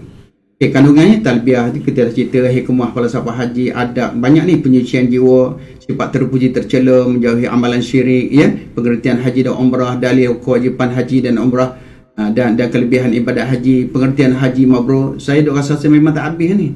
Syarat wajib haji dan umrah, perbezaan antara rukun haji dan umrah, masya-Allah. Carta aliran pengajian perjalanan haji lagi.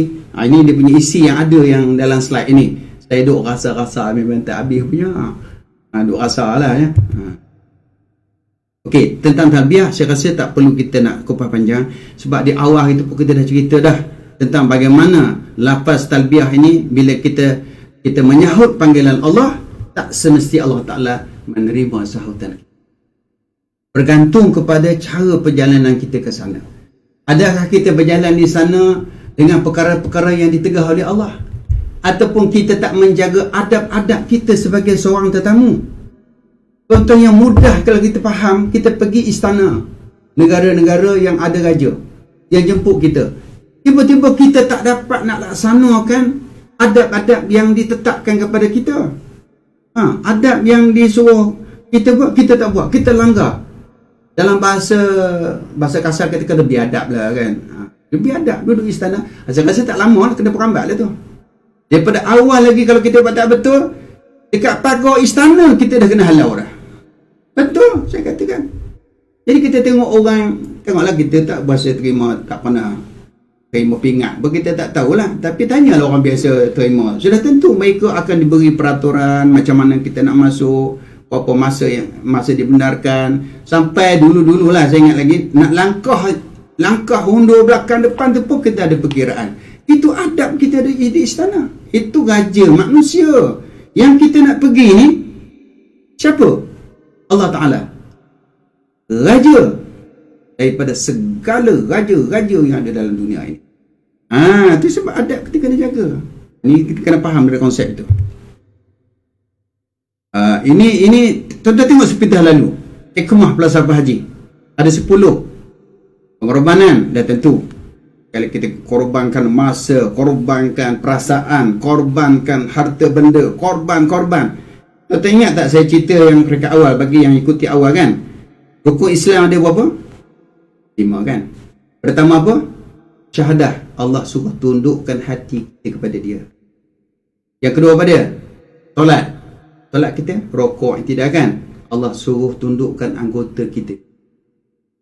Yang ketiga apa dia? Zakat. Allah Ta'ala suruh kita tundukkan harta-harta kita.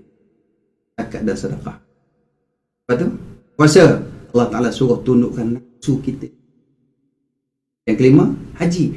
Haji ni semua ni kita kena tundukkan. Itu yang maksudnya haji ni pengorbanan. Kalau tuan-tuan bayar mahal untuk buat haji, tiba-tiba nak senang, jangan mimpi. Terang-terang saya kata, tuan-tuan, saya Allah Ta'ala bagi rezeki 20 kali berturut-turut buat haji, kecuali tahun 2020 saja. Lepas saya bersara daripada Imam Masjid Putrajaya, terus saya masuk dengan Reha. Alhamdulillah ayahanda Tuan Haji Harun bagi peluang. Tiap-tiap tahun saya mengetahui bimbingan di sana. Tapi Alhamdulillah Allah Ta'ala beri peluang kepada kita untuk melihat manusia berbagai-bagai. Kita tahu sebab kita bawa bukan manusia sebarangan. Biasanya yang pergi itu orang beruang. Sebab beruang jadi orang yang beruang, orang yang ada duit, orang yang ada kelebihan. Ya, sudah tentu mereka ni kalau tak faham, I pay you know. Ini yang bahaya. Saya bayar sekian-sekian, tapi kami ada cara tersendiri. Sebab kita nak sedarkan bahawa yang kita pergi itu, kita pergi ke sana itu tidak adalah hamba Allah. Duit yang kita bawa tu bukan. Tuan-tuan kena faham. Ya, ada kalanya duit kita bawa ke sana tak laku. Tak laku. Tuhan tak nak pakai duit kita. Jadi sebab itu kalau kita niat nak dapat senang, sebab itu kita bayar mahal, jangan mimpi. Allah tak akan bagi. Tapi insya-Allah Allah permudahkan urusan kita. Allah mudahkan urusan. Kalau kita niat dengan jujur dan ikhlas, dan duit ni kita nak membelanjakan di jalan Allah Subhanahu Wa Taala untuk kerja haji dan umrah, insya-Allah Allah permudahkan. Dah kita tengok banyak sangat dah tuan-tuan. Nak cerita satu persatu saya boleh buat buku tebal tuan-tuan. Cerita keadaan orang yang buat haji ni ya. Jadi alhamdulillah pengorbanan tu kita ingat.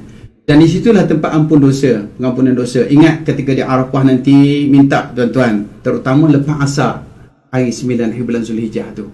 Sebelum maghrib tu pulang kami pimpin jemaah haji daripada awal sehingga akhir. Wirid, zikir. Tuan-tuan tengoklah zikir munajat Ustaz Zul tu, kalau ada tu tuan-tuan belilah. Kena bayarlah sikit kan. Kita ada kumpulkan zikir-zikir Arafah semua tu. Allah Ta'ala ampunkan dosa. Tuan-tuan kata rasa ringan balik ke Malaysia. Rasa macam seronok sangat. Pasal Allah Ta'ala dah bersihkan. Kita seperti kanak-kanak lahir daripada ibu kita. Kanak-kanak baru lahir kan botak, kepala kan botak kan. Budak-budak kan botak. Tapi orang tua botak ni lain sikit. Minum isyak aiskrim pula lagi. Jadi sikit macam budak-budak. Bersamaan, sama saja. Kalau pakai ihram tu semua tak ada spender belaka. Semua tak ada spender. Sulah dalam tak ada. Semua dolin-dolin belaka. Ya? Pakai baju, pakai kain, tak ada berpeshen-peshen. Pakai kain pun tak ada baju pun tak ada peshen. Sama, tak ada beza. Engkau raja ke, engkau anak raja ke, engkau menteri ke, engkau rakyat biasa ke, engkau orang kampung ke, orang bandar ke, sama aja. Kita cita satu saja, mendapat keridhaan Allah, haji yang mabrur. Sabar dan tabah, memang di sana tempat ujian. Tuan-tuan di Malaysia, tuan-tuan boleh sebut sabarlah, tabahlah, boleh cakap.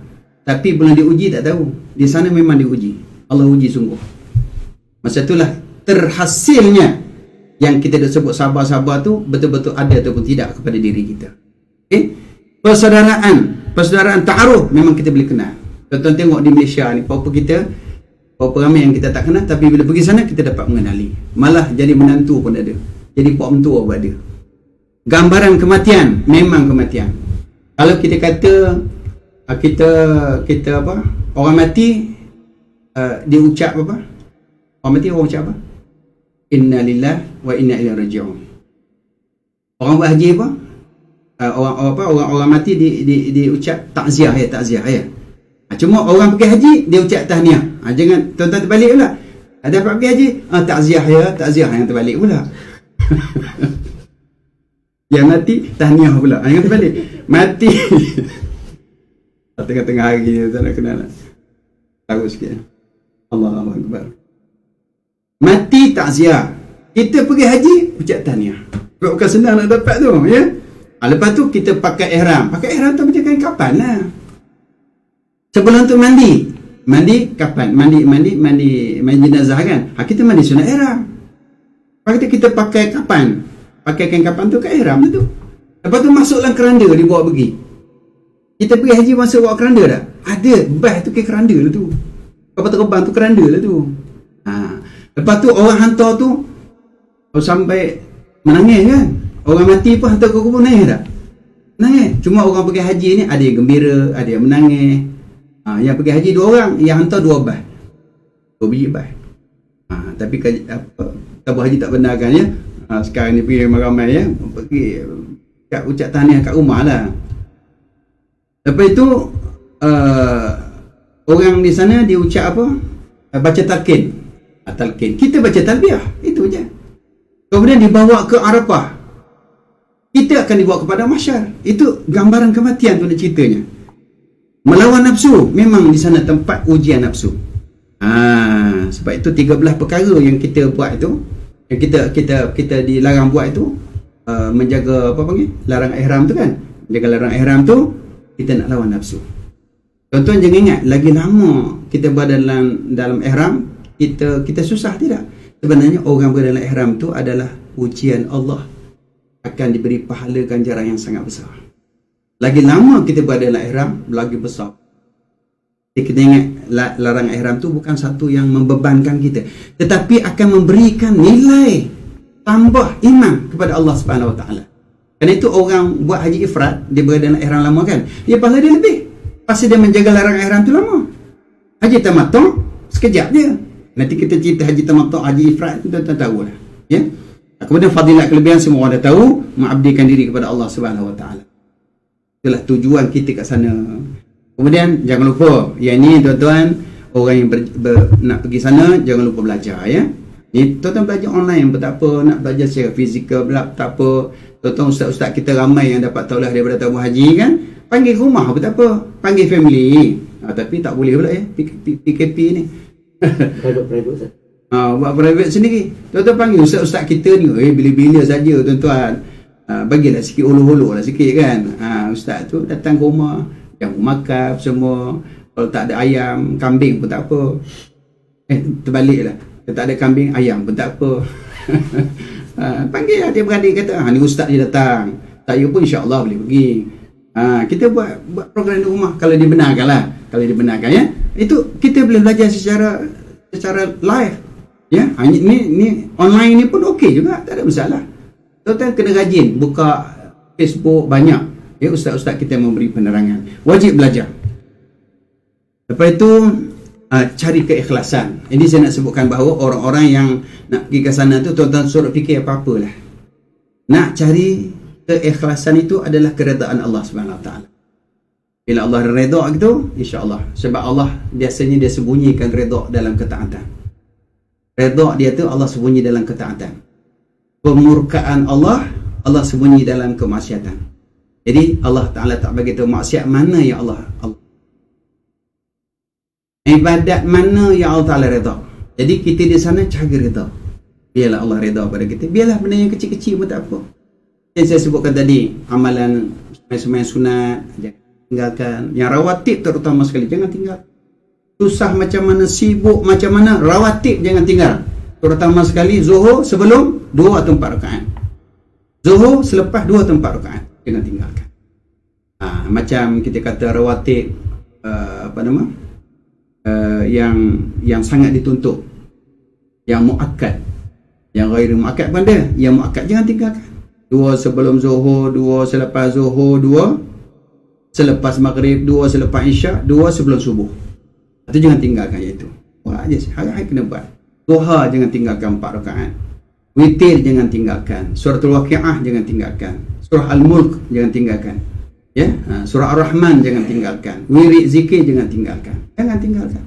Ya, ayat-ayat munjiat, ayat syifa jangan tinggalkan. Hari-hari baca. Kalau dah baca teruskanlah, tak ada masalah. Yang belum lagi ni nak mula, baca. InsyaAllah istiqamah. Macam surah Ar-Rahman. Selepas isyak kita boleh baca. Syorkan kepada jawatan kuasa masjid atau surau. Selepas solat isyak, bagi protestekkan surah Al-Mulk, surah Raja tu, bagi seorang satu. Baca, imam pimpin baca. Itu adalah teman kita dalam kubur. Tuan-tuan dah ada teman ke dalam kubur? Perempuan dah ada? Orang nak teman dalam kubur? Mana ada? Kalau tak ada, surah Al-Mulk itulah. Surah Tabarakallazi biyadihil mulku wa huwa ala kulli syai'in qadir hingga akhir tu. Ayat tu bukan yang panjang mana pun. 5 minit tak sampai kita baca kan? Baca tiap-tiap malam. Okey? Cari keikhlasan Allah. Dan seterusnya tuan-tuan, adab sebelum kita menunaikan ini, banyak juga tu ya.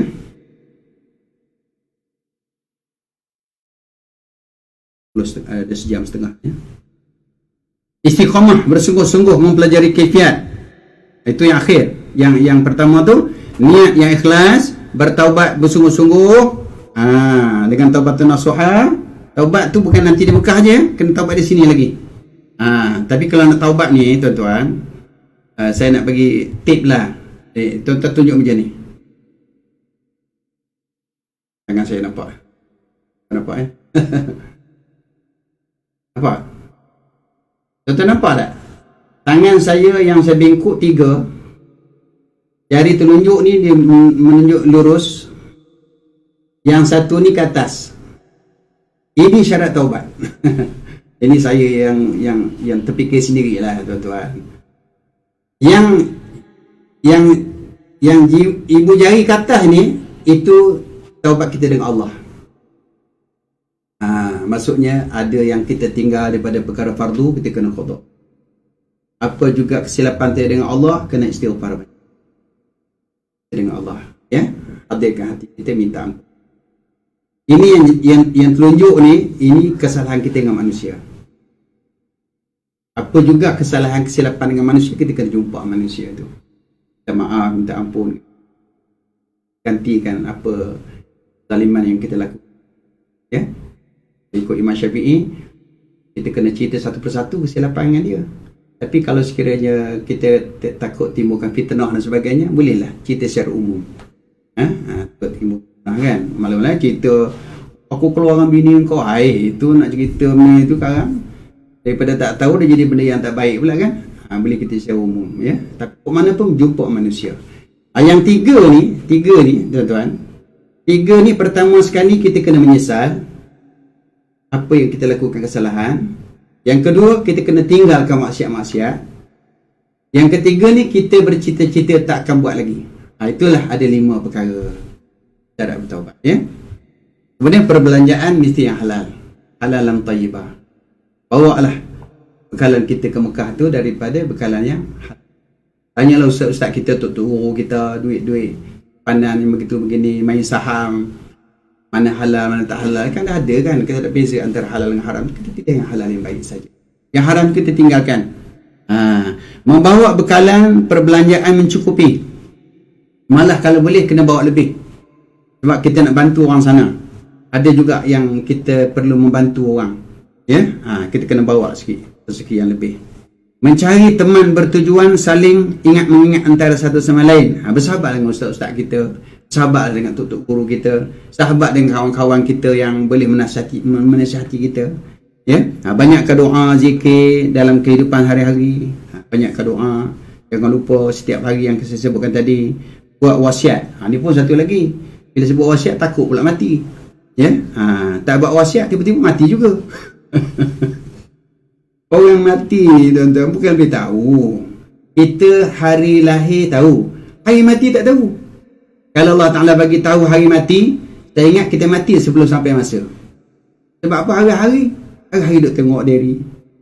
Kau nak mati bila? Tak tahulah, aku minggu depan. minggu depan aku malam ni.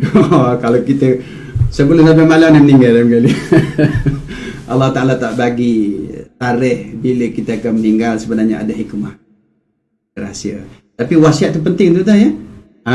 Sebelum nak pergi ke Mekah tu buatlah wasiat sikit. Saya tak tahu lah, tanyalah orang wasi ni, orang yang buat wasiat tu dia adalah cara-cara mereka tersendiri ya. Ada orang kata boleh tak wasiat sementara, nanti saya balik pada Mekah saya hidup lagi, macam mana? Janganlah wasiatkan semua harta tu bagi kau orang. Maksudnya kita wasiat mengikut faraid je lah. Wasiat ikut faraid, bagi tahu kepada orang yang memegang wasiat itu dan sebagainya ya. Ataupun wasiat sementara, tak tahu boleh tak boleh ya. Memohon memberi kemaafan serta berlapang dada dengan semua orang. Ini pun kita kena terbuka, secara terbuka ya. Jangan berdendam. Mencuci hati dengan sifat-sifat mahmudah terpuji, menghindari sifat-sifat mazmumah tercela. Ini semua orang dah tahu. Imam Ghazali sebut 10 perkara mazmumah, 10 perkara mahmudah. Kita kena terapkan perkara-perkara yang mahmudah, hindarkan daripada yang mazmumah. Dan yang akhir sekali, bersungguh-sungguh mempelajari kaifiat mengerjakan haji. Tuan-tuan, saya nak pesan di sini, jangan tuan-tuan tunggu masa nak pergi haji baru belajar. Dalam keadaan kita belum lagi mendapat pilihan pun nak pergi haji, kena belajar dah. Saya lebih suka kalau tuan-tuan dan perempuan, datuk-datuk, datin-datin, kita ikuti pengajian haji. Pengajian ilmu haji dan umrah. Saya paling bimbang, risau pasal apa tuan-tuan dan perempuan. Kita kadang-kadang last minute Tuhan nak pilih kita tak sempat belajar. Tuan-tuan baru nak belajar kat Mekah, boleh, tapi tak sempat. Kita tanya, nak pula kalau pergi penerbangan akhir, mana ada masa kita nak belajar? Paling tidak kalau pergi penerbangan awal. Sekarang ni saya dah fikir mesti Covid, kerajaan Saudi pun tak benarkan kita pergi lama-lama dah. Kita kena cari jalan untuk belajar ketika berada di Malaysia lagi. Ketika berada di Malaysia lagi, barulah kita ambil peluang masa yang agak lama kita belajar sungguh-sungguh. Timbullah ilmu. Kerana banyak tempat-tempat yang boleh kita menuntut ilmu. Yang saya risau ni begini tuan-tuan, perempuan ni. Apabila kita berada dalam ihram, orang anggap mudah sebab dia tidak dapat lihat dengan mata kasar perbezaan orang berada dalam ihram ataupun orang luar ihram. Bila dia berada dalam ihram, kan dia terikat 13 perkara. Salah satunya tak boleh berhubung antara suami isteri. Tak boleh bersetubuh, tak boleh bercumbuan, ya, tak boleh akad nikah, tak boleh terima nikah tu. Yang tu. Makan boleh, jangan kata risau, orang dalam ihram semua boleh makan minum, jangan kata tak boleh makan pula. Tidur boleh. Tidur sambil berdengkur pun tak apa. Dia tak membatalkan ihram pula. Ni ada orang salah faham, bila dalam ihram makan boleh ke? Minum boleh ke? Semua boleh. Yang tak boleh 13 ke tuan-tuan, nanti kita akan cerita bab larangan ihram. Jadi bila larangan-larangan ni ada, dia nak menghilangkan larangan itu atau disebut tahallul, dia kena selesaikan rukun haji, rukun umrah dengan sempurna. Dia kena selesaikan wajib haji dan umrah dengan sempurna. Kalau dia tak dapat selesaikan dengan sempurna, dia masih dalam ihram. Tuan-tuan bayangkan, dia tawaf tak betul. Ketika kita tahu cerita haji lah, cerita haji ni agak berat sikit kan. Umrah yang banyak orang pergi tak belajar. Maaf saya cakap, kami daripada kalangan pembimbing ni cukup risau dan bimbang yang gairah orang nak pergi umrah tapi dia tak belajar. Bila sampai sana, dia tawaf lintang pukang, tahu macam mana. Sebenarnya tawaf bila tak sah, dia masih dalam ihram. Bila tawaf tak sah, ingat, sa'i tidak sah. Bila sa'i tidak sah, tawaf tidak sah, sa'i tidak, bergunting pun tidak sah. Artinya orang tu masih berada dalam, dia kena pakai ihram sentiasa. Sedangkan dia tak tahu, dia balik, dia dah tanggal ke ihram. Macam mana? Dia dah bersetubuh dengan isteri dia. Dia sedang akad nikah. Sedangkan dia dalam ihram tak boleh menikah. Orang yang berada dalam keadaan ihram tak boleh kahwin. Kalau dia kahwin, perkahwinannya tidak sah, wajib dipasahkan. Ada kes berlaku. Betul, saya mengajar kursus haji di KLCC. KLCC dah 15 tahun saya mengajar di situ. 15 tahun tapi tak dapatlah. Ya, ada orang cerita kat sana, bila saya cerita tentang apa yang disebutkan tadi, dia cerita terang-terang. Kita nak kata apa tuan-tuan? Perkara tu berlaku dah 5 tahun, 6 tahun dah. dosa yang kita tanggung. Pergi umrah kita nak dapat pahala, dapat rupanya bala yang besar kita dapat. Bila dia sudah berada ihram, tuan-tuan, dia kahwin, anak dah 3. Kalau kita tahu yang dia tu berkahwin ketika berada dalam ihram, maka dia hendaklah pasahkan dulu. Lepas tu dia kena tahlul ihsar. Ni nak cerita peraturan lah. Kalau dah lama tu, tuan-tuan, mungkin ada jalan kita bagi penyelesaian. Mungkin harap Allah Ta'ala ampunkan dosa dia. Allah maaf. Tapi kena selesai mengikut saluran. Sembelih seekor kambing yang disebut tahlul ihsar. Di Malaysia boleh buat. Masa nak sembelih tu kena sebut nama dia. Nama orang yang nak tahlul ihsar. Mati je kambing tu, jangan buat kari baru nak gunting. Dah mati je kambing tu, baru cari gunting rambut. Masa nak gunting tu, niat tahlul ihsar.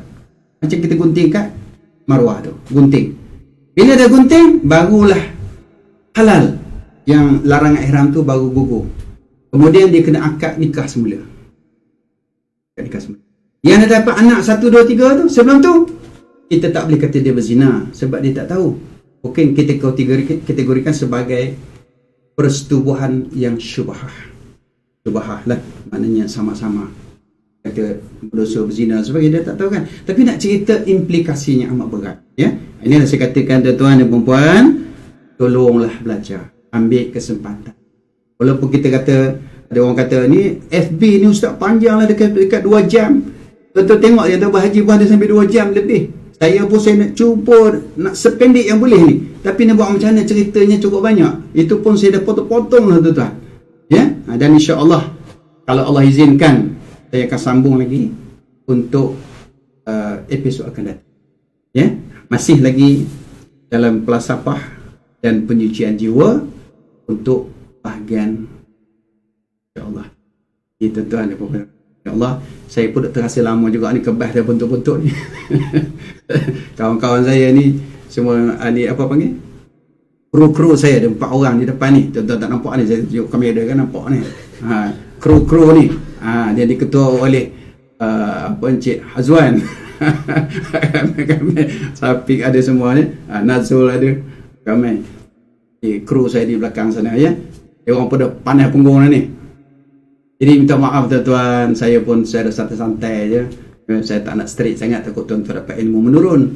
Ilmu menurun tu kepala turun ke bawah lah tu, ya.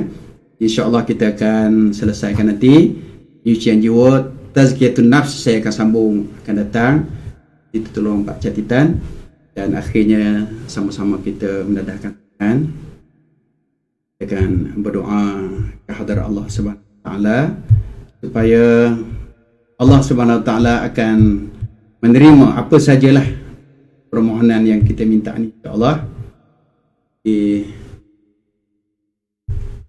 Kita baca doa. Cuma sebelum tu saya nak ingatkan pada tuan-tuan, siri yang ketiga ni bukan siri yang ketiga, maksudnya siri kedua lagi, tapi bahagian kedua.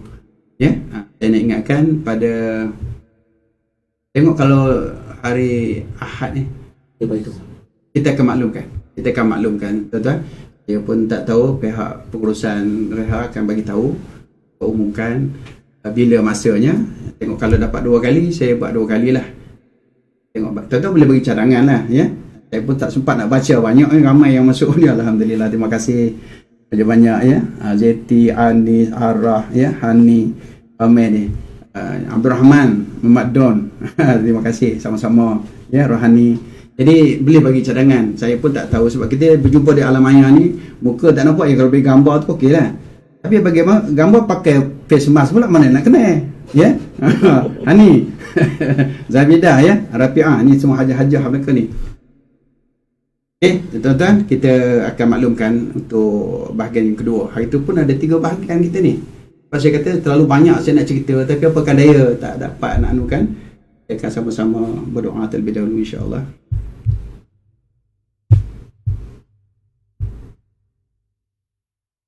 Al-Fatihah. A'udzubillahi minasyaitonirrajim. Bismillahirrahmanirrahim. Alhamdulillahirabbil alamin. Ar-Rahmanir-Rahim, Maliki yaumiddin. Iyyaka na'budu wa iyyaka nasta'in. Shiratal mustaqim, shiratal ladzina ghairil maghdubi 'alaihim waladdallin. Alhamdulillahi rabbil alamin. Wassalatu wassalamu ala asyrafil mursalin wa ala alihi wa sahbihi ajma'in. Allahumma ya Allah ya Rahman ya Rahim. Segala-gala kepujian itu hanyalah untuk-Mu ya Allah.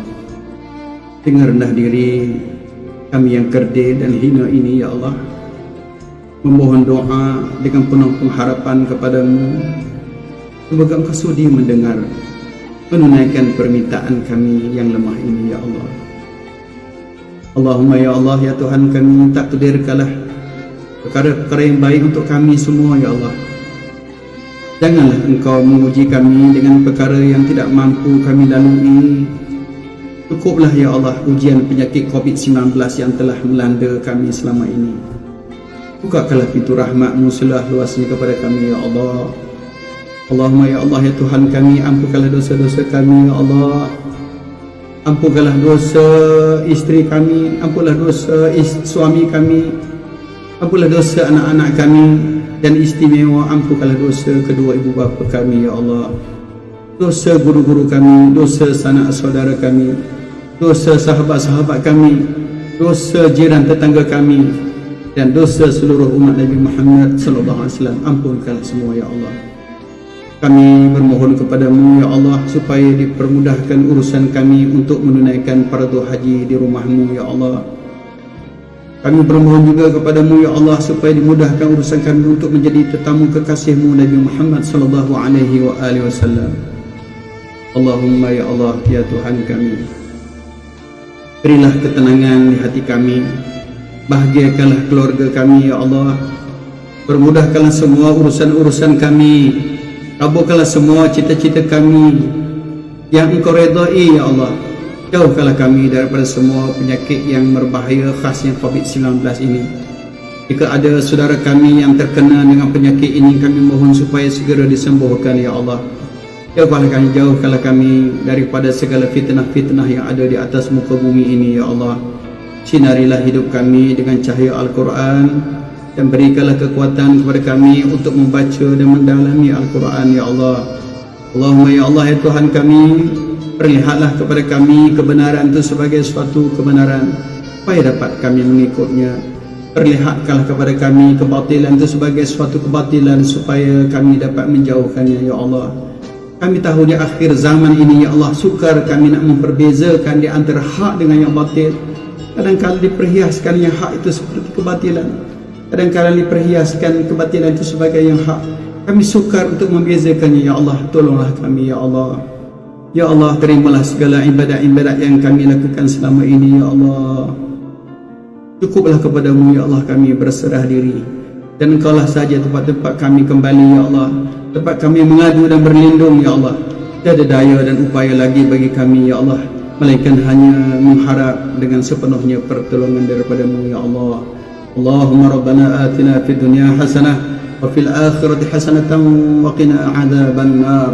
Wa sallallahu ala sayyidina Muhammadin wa ala alihi wa sahbihi ajma'in. Walhamdulillahi rabbil alamin. Taqabbalallahu minna.